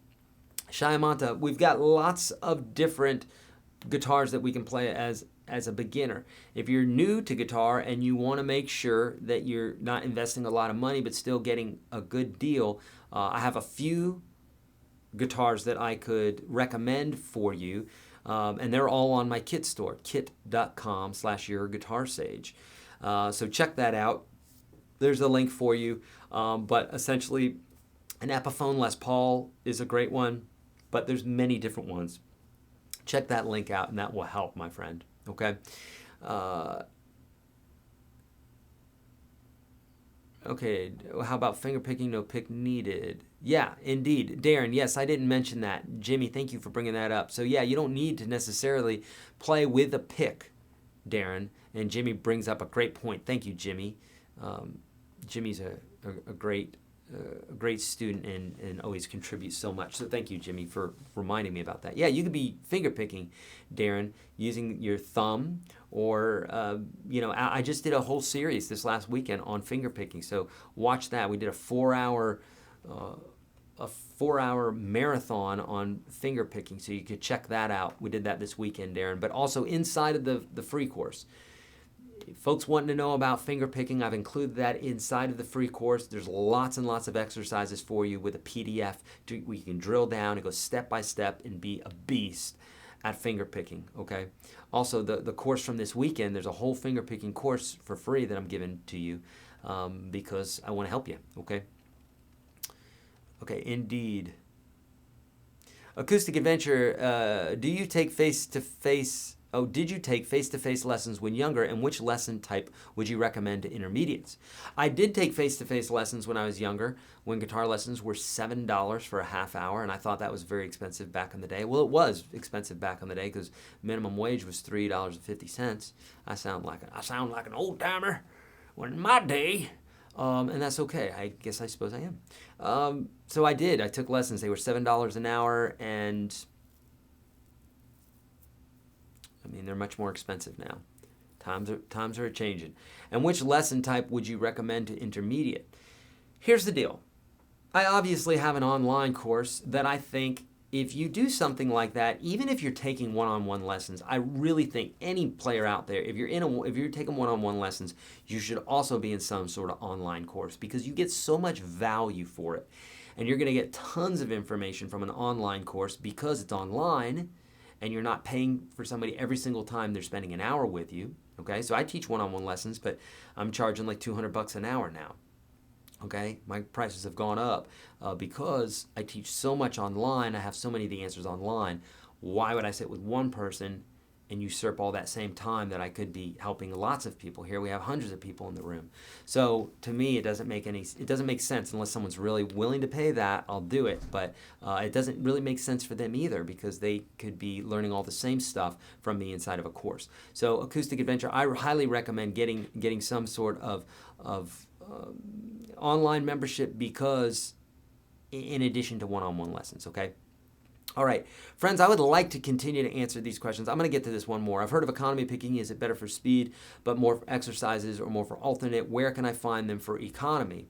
Brian, so today I have a whole section on economy lessons inside of the 365 program, which today, literally at midnight tonight, is going to end the 75% off, okay?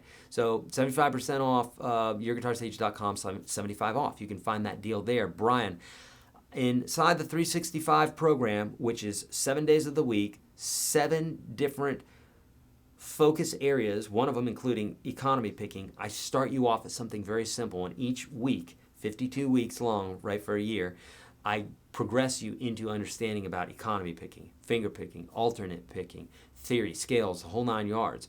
So that's what that's all about. Normally that's $79. It's $19.75 today. So check that out.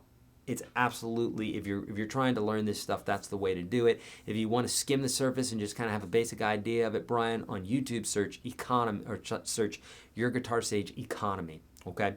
All right, folks. I would love to continue to do this, and that was in Florida. Yes, by the way, Brian. Yeah, Florida. Yep, indeed. So very quickly, friends, a couple things I want you to do. Download the PDF. Link for that's in the description of the video. You got to do that. It's going to help you out so much. It's free. It's literally like click it and it's yours. Okay, there's that. Let me help you play guitar, friends. I want to help you, and I have many ways that we can do this. If you're not going to take advantage of the 75% off of everything today except for UGS, that's half off today. Normally $400. It's $199, but there's many different ways that you can break that up in payments and that sort of thing. I can't go into all that right now for time-wise, all right? I respect your time. Go to the YourGuitarSage.com 75 off link that's in the description of the video. Otherwise, if you're not going to take advantage of that today, then please take advantage of the dollar offer where you can test drive all that for $1. Okay, right there, that link right there. You can test drive everything for $1, 30 days, and just get out before the end of the 30 days if you don't want to continue with whatever subscription you signed up with. You can do a one-time, you can do a 3-payment option, you can do a monthly. There's lots of different options for you. I can't go into it all. That's where you want to go to check out that link. Okay, and then lastly, YourGuitarSage.com/30. This is my free course, friends. If you don't take advantage of one of these things, you're really, if you come here and you take 2 hours out of your life, I love it that you're here. I really, truly do. But if you're doing that and you're not in one of those courses, you are wasting your time, because that's where the real good stuff is, real pointed, real step by step. And this first 30 lessons, there's a reason it's not free because it's cheap stuff. It's free because I want to help so many people out. And I know that if you really, truly need more help, I've got 1,000-something other free lessons for you. If you really need help, you can get inside of UGS. But I specifically set that out for folks that want to learn how to play guitar. I can't answer the few hundreds of comments that I get every single day in the detail that you need in order to move forward, and that makes me feel bad. I really, truly want you to move forward, so that's why I've created that course. Please take advantage of it. YourGuitarSage.com/30. It's literally free. There's nothing to pay. There's no credit card, nothing like that, okay? So you gotta get in there. Other stuff, YourGuitarSage.com/live. Right? That's where to find out about the live stuff that we're doing. We got another broadcast that is going to be coming up. We don't have the details about that yet. I'm not saying that I'm giving away a Gibson Les Paul Darkfire guitar, that one that you saw in red. I'm not saying that. I'm just saying that if you're watching this video right now and it sounds like I'm saying that, well, then you'll be one of the first people to know that that might be something that I'm doing. But I'm not committing to it yet. But just stay tuned, okay? So YourGuitarSage.com/live. I'm sure there's tons of other stuff, but nonetheless, I'm going to let you go here. Thank you so much. Your questions have been amazing. And what I'm going to do here is I'm literally on the way out here. I'm going to play, this is what I'm going to do, is I'm going to play a jam track for you that's going to allow you to practice all this stuff that we're talking about, okay? So, and then what we're going to do is we're going to go to our normal trailer at the end that closes out, but we're going to let this play for, I'm going to tell you how long. It's probably going to be about 3, 4, 5 minutes, and then you can sit here and play it back as many times as you want to jam over the top of it. What I'm going to be presenting to you here, okay, is a 12-bar blues. It's nice and slow, okay? It's in A, and I'll tell you how long it is here in just one moment, okay? And literally you could use all of the bits and pieces that we talked about today, okay? So hold on here. Let me find out how long this is. 5 minutes and 30 seconds. So we're going to allow the clock to go, or we're going to allow the program to go another 5 minutes and 30 seconds. You can listen to this. You can jam along with it. But moreover, it's there for you at the end where you can just go straight to the end of the video, play this jam track, use the bits and pieces that we talked about today, and you're off to the races. And then we'll have our normal trailer going on out. But friends, thank you so much. I appreciate you, and we'll put up some other graphic or something so that you can hear this jam track. And yeah, that's the way we're going to do it. Okay, love you guys. Thank you so much for the great questions. And here's that jam track.